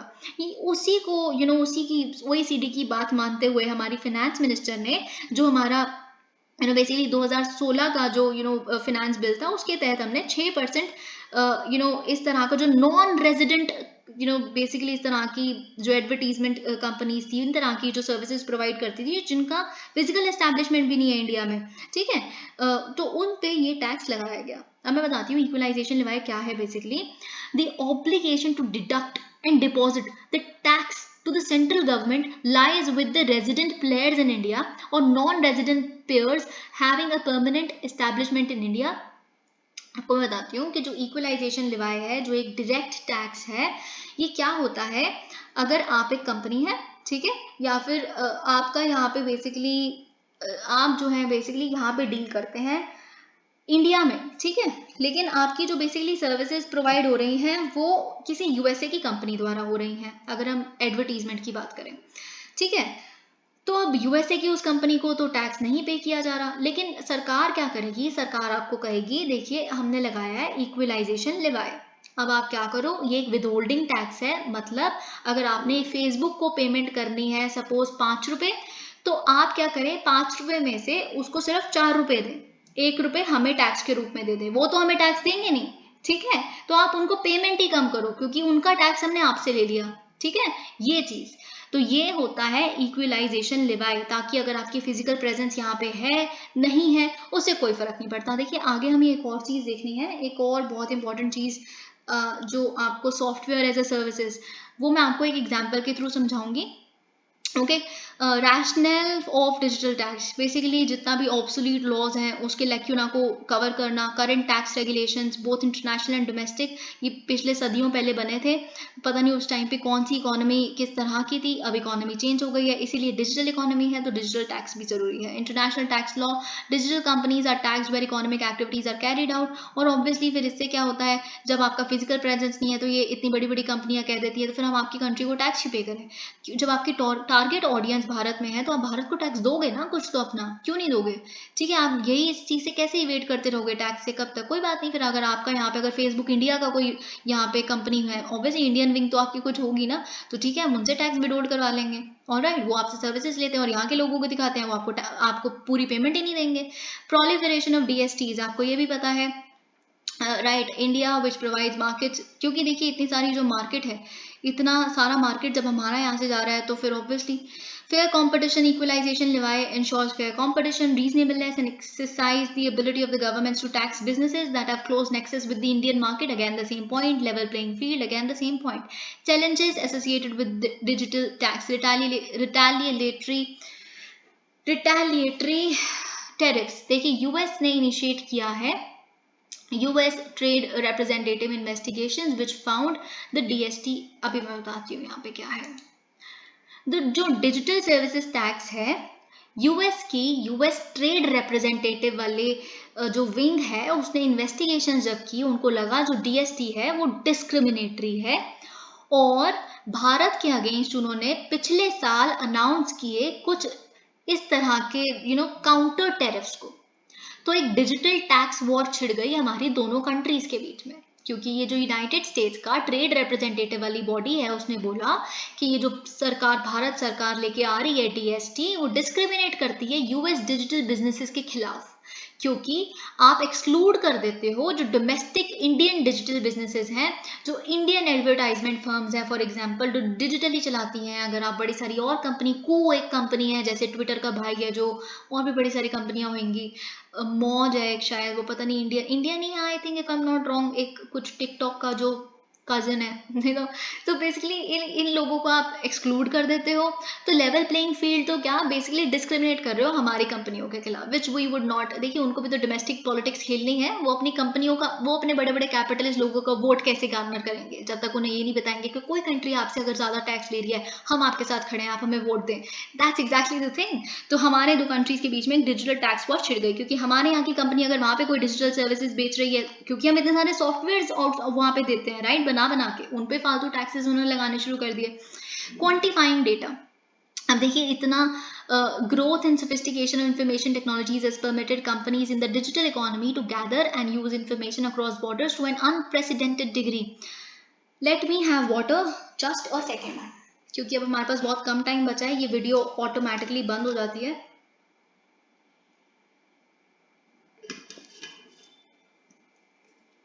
ऑलराइट, देखिए आपको पता है कि इंफॉर्मेशन टेक्नोलॉजी किस तरह से बढ़ गई है। ऑब्वियसली जितनी भी कंपनीज हैं उनको भी काफ़ी इंफॉर्मेशन टेक्नोलॉजी ने इन्हांस किया है, फैसिलिटेट किया है कि डिजिटल इकोनॉमी की तरफ वो आगे बढ़ें। तो डेफिनेटली जिस तरह का इंफॉर्मेशन अक्रॉस द बॉर्डर जो कलेक्ट किया जा रहा है डेटा, उसको यूज़ किया जा रहा है, डेटा प्राइवेसी ब्रीच हो रही है या जैसा भी हो रहा है इस तरह का इसलिए बहुत सारा ज़रूरत पड़ता है, इसे बहुत ज़्यादा चैलेंज आ रहा था इस चीज़ से रिलेटेड, डेटा कलेक्शन से related, burden on customers. Experts suggest कि अगर बाई चांस आप टैक्स ज़्यादा लोगे, है ना, इस तरह की कंपनी से, तो फिर ये कंपनियां क्या करेंगी, ये हमसे ज़्यादा कंज्यूमर से ऑब्वियसली टैक्स तो नहीं लेंगी, पर उनका रेट बढ़ा देंगी, हाइयर प्राइसेस गुड्स का, डिजिटल सर्विसेज का। ठीक है, टैक्स सॉवरेनिटी कॉम्प्रोमाइज, अगर आप basically India and other developing countries have objected to a provision कि अगर आप हमारी कंट्रीज को फ्यूचर में हम कोई नहीं इस तरह का इक्वलाइजेशन लेवाई लगा सकते, इससे बेसिकली क्या हो रहा है, हमारा सॉवरेन राइट है कि हम लॉ बनाएं और आगे जितने भी बेसिकली हमें टैक्स लगाना होगा, हमें कुछ भी एंटाई कॉम्पिटिटिव लगेगा तो इस तरह का हम करेंगे। तो हमारा राइट आप हमसे नहीं छीन सकते। वे फॉरवर्ड क्या होगा, कोऑर्डिनेशन अमंग वर्ल्ड कंट्रीज, क्या आप गाइडलाइंस प्रॉपर, ठीक है आपको हमसे दिक्कत है, हमको आपसे दिक्कत है, बैठ के बात कर लेते हैं, गाइडलाइन एक प्रॉपर बना लेते हैं जिसपे आप कुछ कॉम्प्रोमाइज करो, हम कुछ कॉम्प्रोमाइज करेंगे, और एक डिस्प्यूट रिड्रेसल मैकेनिज्म बना लेते हैं। अगर यूएसए की कंपनी है, कोई इंडिया की अगर डिजिटल कंपनी है, कोई बाहर काम करनी है यूएसए की यहाँ पे, तो उनको कोई ग्रीवेंस हमारी कंट्री में हो सकता है, हमको कोई ग्रीवेंस उधर हो सकता है, तो दोनों कंपनियां डिस्प्यूट रिड्रेसल मैकेनिज्म को एस्टैब्लिश करें, ठीक है। तो जिससे अगर डिजिटल टैक्स की एप्लीकेशन से अगर कोई भी डिस्प्यूट अराइज होता है उसको अगर हम गार्नर कर सकें या एड्रेस कर सकें। New model the current basis for taxing in particular jurisdiction. देखिए एक पर्टिकुलर जुरिस्डिक्शन में टैक्स करना जहाँ पे एक फिजिकल एस्टैब्लिशमेंट है अगर बिजनेस की, नहीं है बड़ा ही बकवास चीज़ है। इसको इस चैलेंज को ओवरकम करने के लिए सजेशन ये है कि क्या करे country, the country suggested that a new basis to tax the number of users. अगर by chance subscription basic country ही बहुत ज़्यादा है, जो इंडिया की ज़्यादा होएगी ऑब्वियसली, तो जब आप नंबर ऑफ यूजर्स आपके पर्टिकुलर सर्विसेज के अगर जिस भी जगह ज़्यादा है तो उसको ज़्यादा टैक्स देना पड़ेगा, वहाँ पे टैक्स देना ही पड़ेगा। इस तरह का आप कर सकते हैं, बायलेटरल ट्रीटीज आप साइन कर सकते हैं इन चीज़ों को डील करने के लिए। देखिए ये जो रीजनल रूरल बैंक है, this is not very important क्योंकि ये बिल्कुल स्टैटिक है, ये आप खुद पढ़ सकते हैं, ऑलराइट। और गोल्ड माइनिंग का भी बहुत हद तक मुझे समझाना है software as a service. Okay, software as a service मुझे समझाना है, लेकिन इस चीज़ को समझाने से पहले मैं आपको कुछ बेसिक चीज़ें, अगर मेरे पास टाइम बच गया 2 घंटे के पूरे होने से पहले, मैं कुछ ब्रीफली बता दूंगी, पर सच में वो बिल्कुल ही बहुत ईजी टर्म्स में लिखा है ऊपर वाला, तो आप खुद देख सकते हैं। So what is, please do not look at the screen for now, just listen to me. What is software as a service? Software as a service का मतलब होता है कि आप सीधा एग्जाम्पल सुनिए, छोड़िए फालतू की चीजें। नेटफ्लिक्स, नेटफ्लिक्स का एग्जाम्पल लीजिए। आप नेटफ्लिक्स जब यूज करते हैं तो नेटफ्लिक्स को कहा जाता है वो एक software as a service company है। मतलब नेटफ्लिक्स क्या करती है, अपने सॉफ्टवेयर को सेल करती है सिर्फ। इन द सेंस आप क्या करते हैं, अगर आप नेटफ्लिक्स की सब्सक्रिप्शन लेंगे, एक सब्सक्रिप्शन बेस्ड मॉडल है ये, अगर आपने नेटफ्लिक्स की सब्सक्रिप्शन ली हुई है तो आप क्या करेंगे, जिस भी तरह का आप सब्सक्रिप्शन प्लान लेते हैं, एनुअल मंथली जो भी, ठीक है। तो फिर आपने नेटफ्लिक्स की सब्सक्रिप्शन ली, फिर आपका जो भी डिमांड है, आपको ये वाली मूवी देखनी है, ये वाली सीरीज देखनी है, आप उस समय उस पर्टिकुलर डिमांड के हिसाब से उस मूवी पे क्लिक करते हैं और उसे देखते हैं, ठीक है। तो इन द सेंस आपका क्या बच रहा है, आपका बच रहा है कि आपको इतनी सारी मूवियाँ, इतना हार्डवेयर, इतना जीबी ऑफ वो स्पेस नहीं चाहिए अपने फ़ोन में जिसमें आप उसे डाउनलोड करेंगे। आपने क्या करना है, एक सॉफ्टवेयर पे जाना है, इंटरनेट यूज़ करना है, अपना इंटरनेट खोलना है, मोबाइल डेटा, और नेटफ्लिक्स आपको प्रोवाइड कर रहा है इतनी सारी, जो आप उसी के प्लेटफॉर्म पे जाके देख सकते हैं। सिंपल, इतना हार्डवेयर की बचत, सॉफ्टवेयर की बचत, आपको बस क्या करना है, सब्सक्रिप्शन लेनी है, demand based model, software as a service. I think अब आपको समझ आएगा जो मैं समझाऊंगी, ठीक है। अब रिपोर्ट है, India the next global SaaS capital recently release किया है इसे कॉन्फेडरेशन ऑफ इंडियन इंडस्ट्री ने, जिसमें हाईलाइट किया गया है कि इंडिया की जो software as a service industry है उसकी काफ़ी यूनिक वैल्यू है और काफ़ी इनॉर्मस इम्पैक्ट हो सकता है being created by Indian SAS। देखिए क्या है सॉफ्टवेयर एज ए सर्विस का, अब हम देख लेते हैं finally definition. Software as a service is a software distribution model in which a cloud provider hosts applications and makes them available to end users over the internet। आप अपना mobile data खोलेंगे अपने फ़ोन में, Netflix की subscription आपने ली हुई है, आप जाएंगे और उस पर जितनी भी मूवियाँ अपलोड हुई हुई हैं बेसिकली जो प्रोवाइड कर रहे हैं क्लाउड पे अपने, आप उसको खोलेंगे, जो भी मन करेगा आप उसको देखेंगे जाके, ठीक है। तो अगर हम देखें इसमें और भी एग्जाम्पल्स लिखे हैं, गूगल वर्कस्पेस, अडोबी और गिटहब, ये सारे यहाँ पे बहुत सारी ऐप्स आपको मिल जाएंगी। आपको बस गूगल पे जाना है और उसको यूज करना है। गूगल पे देखिए आप क्या करते हैं, बहुत बारी गूगल वर्कस्पेस पे आप जाके हैं, जरूरी नहीं है कि आपने उसको ऐप को डाउनलोड किया, आप उस एप्लीकेशन को गूगल पे जाके .com डाल के वहाँ पे यूज करिए, ऐप मत डाउनलोड कीजिए। आप उनका गूगल का क्लाउड यूज कर रहे हो और बस आप बेसिकली उनके ही सॉफ्टवेयर से, आपको जरूरी नहीं है अपना फोन भरने की, आप ऑनलाइन जाके उससे सर्च कर सकते हो। इंस्टाग्राम है, इंस्टाग्राम आप जरूरी नहीं है कि अलग से डाउनलोड करें, अगर आप नहीं अपना फोन भरना चाहते तो आप जाइए और गूगल पे instagram.com लिखिए, उस पर वो करिए, लॉग इन करिए, उधर देख लीजिए, आपकी फोन की स्पेस भी नहीं भरेगी दैट वे, ठीक है। की फीचर्स क्या है, rented from a software vendor who also provides technical support. Netflix की जो कंपनी है वो बेसिकली टेक्निकल सपोर्ट भी देती है, सब्सक्रिप्शन बेसिस पे मिलता है। Software can be accessed on multiple device, accessed on the multiple devices, obviously phone पे देखें, लैपटॉप पे देखें, टैब पे देखें, कहीं भी देखें, one of the three main categories of cloud computing. Cloud computing की 3 कैटेगरीज होती हैं, जिसमें से एक सॉफ्टवेयर एज ए सर्विस है, एक होता है इंफ्रास्ट्रक्चर एज ए सर्विस, जहाँ पे कंपनियां करती है, लीज करती है अपने डिजिटल इंफ्रास्ट्रक्चर को, हमारा सर्वर यूज कर लो, हमारा नेटवर्क यूज कर लो, रिसोर्सेज यूज कर लो, ताकि आप अपनी बिजनेस एक्टिविटीज प्रोवाइड कर सको, एप्लीकेशन क्रिएट कर सको, डेटा स्टोर कर सको। एक होता है platform as a service. Platform में तो इट्स द बेस्ट। प्लेटफॉर्म में तो सब कुछ आ जाता है, क्लाउड एनवायरमेंट आ जाता है, hardware, software, development tools, infrastructure, सब कुछ जो आप एप्स क्रिएट करने के लिए, बाकी सपोर्ट के लिए भी यूज कर सकते हैं, जो भी कंपनी आपको लीज पे अपना प्लेटफॉर्म दे एज अ सर्विस। ठीक है। SAS sector in India, India third largest SAS ecosystem है globally after USA and China. USA number 1, China number 2। अगर हम आपको बात करें, इस रिपोर्ट के माध्यम से हमें पता चला है कि हम India is on the path to surpass China to become second largest SAS nation in the world by 2026। Okay, तो हम चाइना को ओवरटेक करने वाले हैं। इंडिया में अराउंड 18 SAS यूनिकॉर्न्स हैं कंपेयर टू 1। 2018 में हम देखें तो एक ही था हमारा सॉफ्टवेयर एज ए सर्विस, अब 18 है। तो आप देख सकते हैं कितनी जल्दी 4 साल में where are we. Number of SAS companies in India have more than doubled in 2021। Just covid pandemic के टाइम पे ही हमने डबल कर दिया है, मोर देन डबल 2019 के कंपैरिजन में। रीजंस क्या है, इतनी तरह की ग्रोथ भारत में क्यों मिल रही है? Large consumer base in India, यानी कि आप देख सकते हैं कितने लोग नेटफ्लिक्स देखते हैं, कितने लोग क्या क्या, मतलब इंस्टाग्राम सबने चलाना है, सब कुछ सबने चलाना है। ठीक है, ये चीज, कितना पॉपुलेशन ज्यादा है। ठीक है। Further enlarged by increasing smartphone usage, हर किसी के पास स्मार्टफोन्स है। डिजिटलाइजेशन इतनी ज्यादा है, डिजिटल इंडिया तो हमारा बेसिकली अब वो बन चुका है, टारगेट बन चुका है। ठीक है। आधार, UPI, पैंडेमिक इंड्यूस रिमोट और hybrid work models, work from home वगैरह, ये सब आप देख सकते हैं। लार्ज स्केल डिजिटाइजेशन ऑफ ये एंटरप्राइजेस, तो ये सब कुछ। और right, global validation of Indian SAS unicorns, क्योंकि बहुत सारे जो हमारे भारत के यूनिकॉर्न्स हैं इस तरह से जो इसमें डील करते हैं, उसको ग्लोबली वैलिडिटी दी गई है, ग्लोबली रिकग्नाइज किया गया है। तो इसीलिए फिर और लोग प्रेरित होते हैं, इसीलिए स्केल अप हो जाती है हमारी heavily industry. Abundant liquidity with growing interest from international venture capitalist in Indian.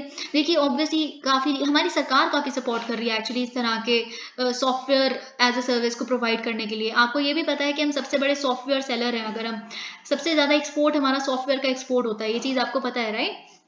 Mostly अगर हम डिजिटल उसमें बात करें तो इसीलिए सरकार का बड़ा सपोर्ट है, लिक्विडिटी सपोर्ट है, क्रेडिट अच्छा खासा मिलता है। तो इसीलिए इंटरनेशनल वेंचर कैपिटलिस्ट इसमें इन्वेस्ट भी इजीली कर पाते हैं, उन्हें पता है कि government is there to support. Okay, vast pool of digitally skilled workforce, आपको पता है स्किल्ड वर्कफोर्स है। आप देख सकते हैं कितने इंजीनियर्स यहाँ पे हैं almost every year. Paradigm shift to on demand subscription based model instead of legacy on premise. आप देखिए सबसे बड़ी बात है, सब्सक्रिप्शन मॉडल जो है ना वो बहुत अच्छा है। ये नहीं कि आप बेसिकली क्या कर रहे हैं, आपको एक पर्टिकुलर मूवी, ये पहले क्या हुआ करता था, I remember when I was a kid, we had to go to a particular shop and buy a movie अपने फोन में डाउनलोड करवाने के लिए 100 रुपए देना, 150 रुपए देना। तो क्या करना है, 100-150 में तो आप महीने की एक सब्सक्रिप्शन लो, एक पर्टिकुलर उसकी किसी इस तरह के सॉफ्टवेयर एज ए सर्विस की, और कितनी मर्जी मूवियां देखो, that way. On promise products को रिप्लेस कर दिया सब्सक्रिप्शन बेस्ड मॉडल ने। सपोर्टिव स्टार्टअप पॉलिसीज, तो स्टार्टअप इंडिया में आप देख ही सकते हैं किस तरह से इंजीनियर्स कितने प्रेरित होते हैं। पता है आपको स्टार्टअप खोलने के लिए, every engineer wants to become a startup owner, you know that right? Pro startup policies in India, regulatory tax exemption मिलता है, बहुत सारे इंसेंटिव्स मिलते हैं स्टार्टअप खोलने के लिए। बहुत ही सिंप्लीफाइड कंप्लायंस है स्टार्टअप इंडिया के तहत। आप एक बार जाके देखिए अगर आपका कोई ऐसा आइडिया है साथ साथ में स्टार्टअप करने का। Financial, startup India seed fund आपको पता है बहुत ही अच्छा खासा उसमें आउटले है, INR 945 crore credit guarantee scheme में है, जो और ज्यादा सपोर्ट प्रोवाइड करती है। टेक्नोलॉजी की अगर हम बात करें तो टेक्नोलॉजी आप देख सकते हैं कि fast tracking of startup patent applications and provision of 80% rebate, 80% rebate मिलता है। पेटेंट एप्लीकेशंस जितनी भी स्टार्टअप के तहत आप डालेंगे अपने, तो उसको फास्ट ट्रैक किया जाता है उसको अप्रूव करने के लिए। ठीक है, ये चीज अभी भी वैसे हम पेटेंट वाले रजीम में काफी ज्यादा पीछे हैं। जापान को देखिए आप, चाइना को देखिए, चाइना तो पता नहीं कितने सारे पेटेंट्स हर साल अपने यहाँ के अप्रूव करता है, अपने वहाँ के स्टूडेंट्स वगैरह के। National small industries corporation infrastructure scheme, ताकि ready to move in office space provide की जा सके, कोई उनको आगे फालतू इन्वेस्टमेंट नहीं करनी, सब कुछ उसमें सेटअप है, ठीक है। Computer hardware, software facilities, internet free, देखिए वाईफाई, ऑप्टिक फाइबर इतना ज़्यादा पहुंचाना, business centre facilities and all of that, right. एक स्कीम है समृद्ध, आपको पता है, startup accelerator of MeitY for product innovation development and growth, जिसका मतलब है कि एक्सलरेट किया जाएगा स्टार्टअप्स को कंज्यूमर कनेक्ट के लिए, इन्वेस्टर कनेक्ट के लिए, फैसिलिटेशन के लिए, ये सब कुछ आप देख सकते हैं। चैलेंजेस क्या है SaaS सेक्टर में इंडिया के लिए? Okay, wide talent and knowledge gap, trend workforce की शॉर्टेज है, ऑलराइट। जिस तरह की स्पेसिफिक टेक्निकल और मैनेजेरियल स्किल्स चाहिए उसकी थोड़ी सी शॉर्टेज है, वहाँ पे थोड़ा सा काम करने की ज़रूरत है। इसीलिए तो बहुत सारे डिजिटल मार्केटिंग और इतने सारे वोकेशनल कोर्सेज आ रहे हैं। It should actually proliferate even more. हर किसी को अपनी किसी पर्टिकुलर उसके साथ एक इस तरह की स्किलफुल कुछ कोर्स 6 महीने का वो कर देना चाहिए कंपल्सरी, ऐसा कुछ मतलब कुछ सिलेबस लेके आए। Difficulties in complying to norms related to data protection and privacy, देखिए डेटा प्रोटेक्शन वाली चीज़ तो सबसे ज़्यादा इंपॉर्टेंट है। एक अच्छा खासा डेटा प्रोटेक्शन लॉ आए अब, जो बेसिकली आने ही वाला है, जो इन सारी तरह के सॉफ्टवेयर एज ए सर्विस जितने भी प्लेटफॉर्म्स हैं उनसे भी डील करे, जो कोई ब्रीच ना हो सके। Lack of awareness and hesitancy in adoption among Indian businesses, और ऑलरेडी ऑब्वियसली आप देख सकते हैं स्पेशली जो स्मॉल और मीडियम एंटरप्राइजेज होते हैं, मतलब वो काफ़ी कतराते हैं कि हम क्यों जुड़े इस तरह के प्लेटफॉर्म से अपने सेल करने के लिए सर्विसेज को, और ये सब कुछ काफ़ी अवेयरनेस भी नहीं है ना कि सॉफ्टवेयर एज अ सर्विस एक लेजिटिमेट चीज़ है, या फिर इस तरह से हेजिटेंसी है इसको अडॉप्ट करने के लिए। Challenges face by Indian startup enterprises in expansion, alright, ये सब कुछ आप देख सकते हैं। हम अगर इसे पढ़ें तो most early stage SaaS companies out of India struggle with funding, competition from big players and go to market strategies when it comes to scaling globally, क्योंकि a go to market strategy is a step by step plan created to successfully launch a product to market। Basically क्या होता है, जो Indian startup enterprises हैं जब उन्हें expand करना है ग्लोबल लेवल पे, अपने इस तरह के service as software as a service company को अगर किसी स्टार्टअप को एक्सपैंड करना है तो उसे फंडिंग में दिक्कत आती है। बाहर की कंट्रीज में कंपटीशन है, बाहर इतने सारे प्लेयर्स हैं, आप देख सकते हैं बाहर वाले तो they are kings in this particular stream, okay. उनका कोई go to market strategy solid नहीं है कि वो स्केल अप कर सके एक प्रोडक्ट को ग्लोबली लॉन्च करने में, ऐसा नहीं है पर्टिकुलरली। और इस तरह से ट्रेन भी नहीं किया जा रहा है यहाँ के बच्चों को कि क्या एक फेल प्रूफ चीज क्या हो सकती है, ठीक है।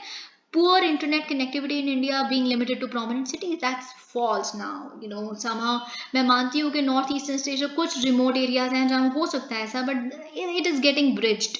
वे फॉरवर्ड क्या होना चाहिए, फैसिलिटेट करे connectivity to faster internet by launching 5G networks, very important. 5G network जो कुछ आई थिंक मिनट्स में ही एक मूवी को डाउनलोड कर देगा या कुछ भी इस तरह से, मतलब इंटरनेट कनेक्टिविटी इतनी फास्ट हो जाएगी, good, as soon as possible roll this out.